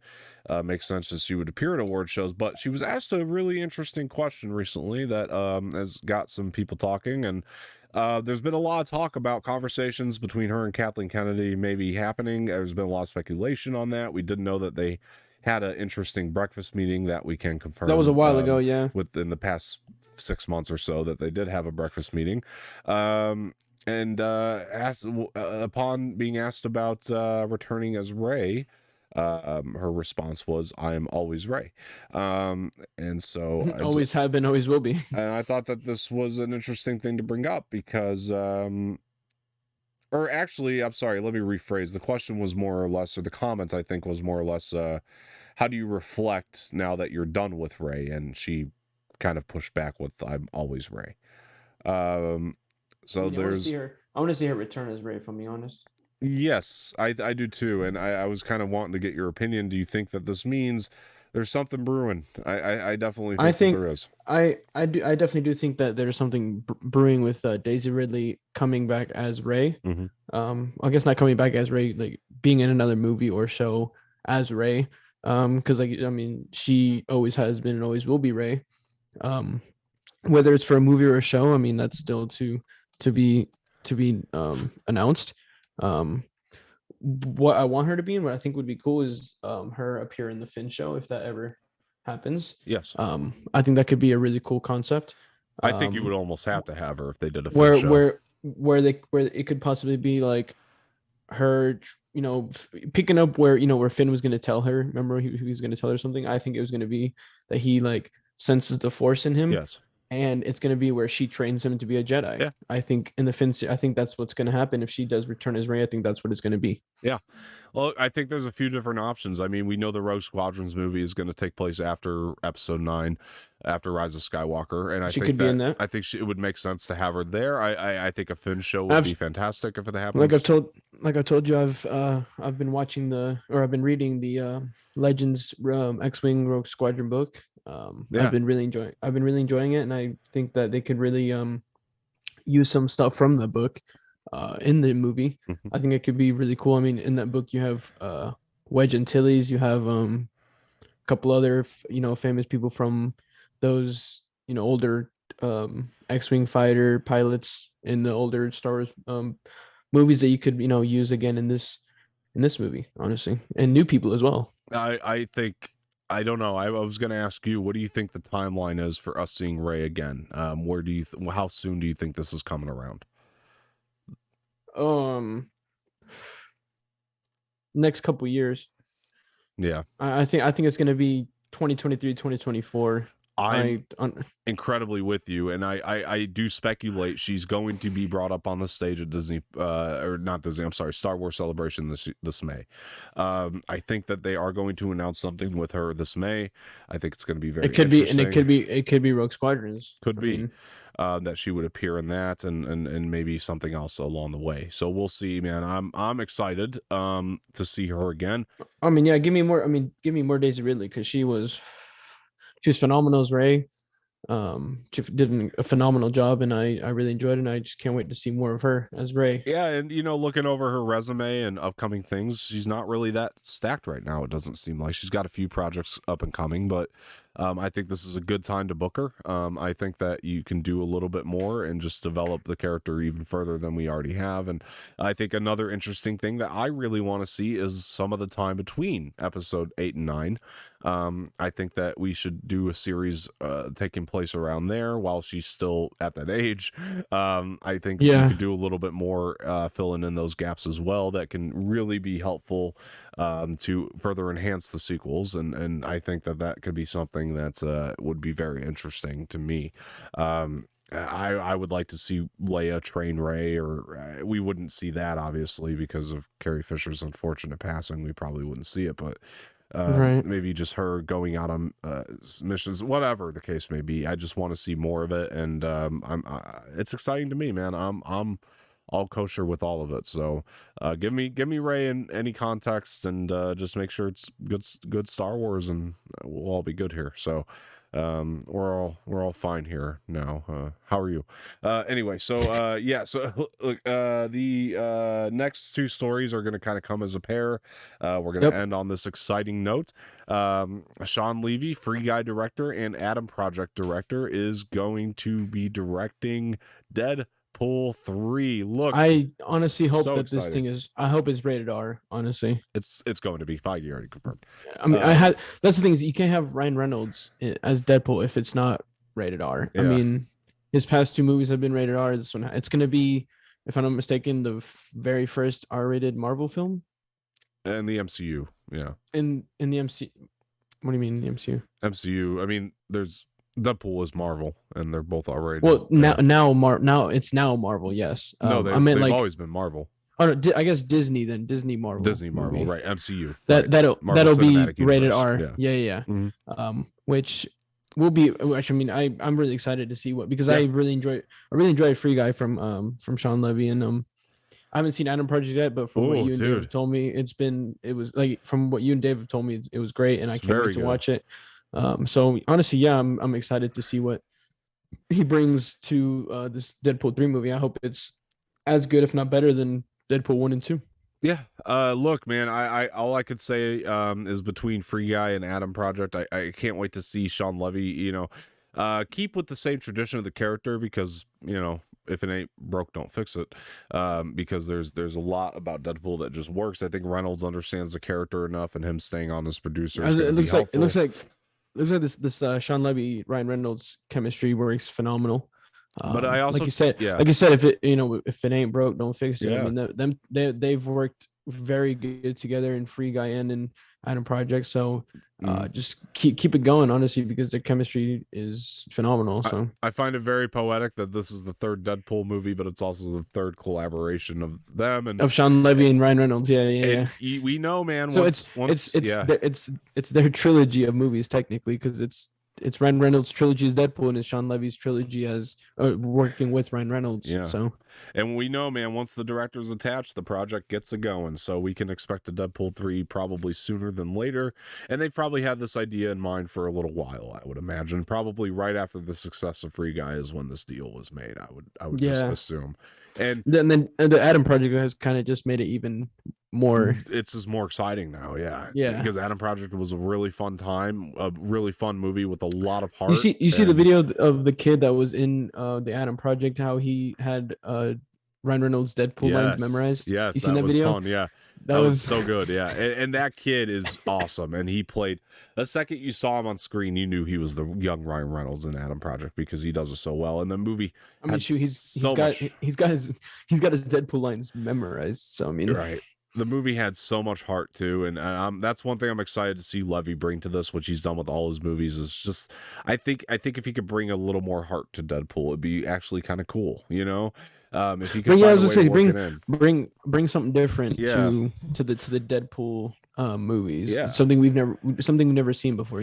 I think all the directors have so far. I really do. I think that, and I think that Sean Levy's going to bring this new level of heart that we haven't seen, but also keep the good balance. Keep the comedy and the violence that is Deadpool. Because I mean, Deadpool's just this comedic, violent psychopath person, and you keep that, but then bring some of your stuff to it as well. I mean, we'll work perfectly.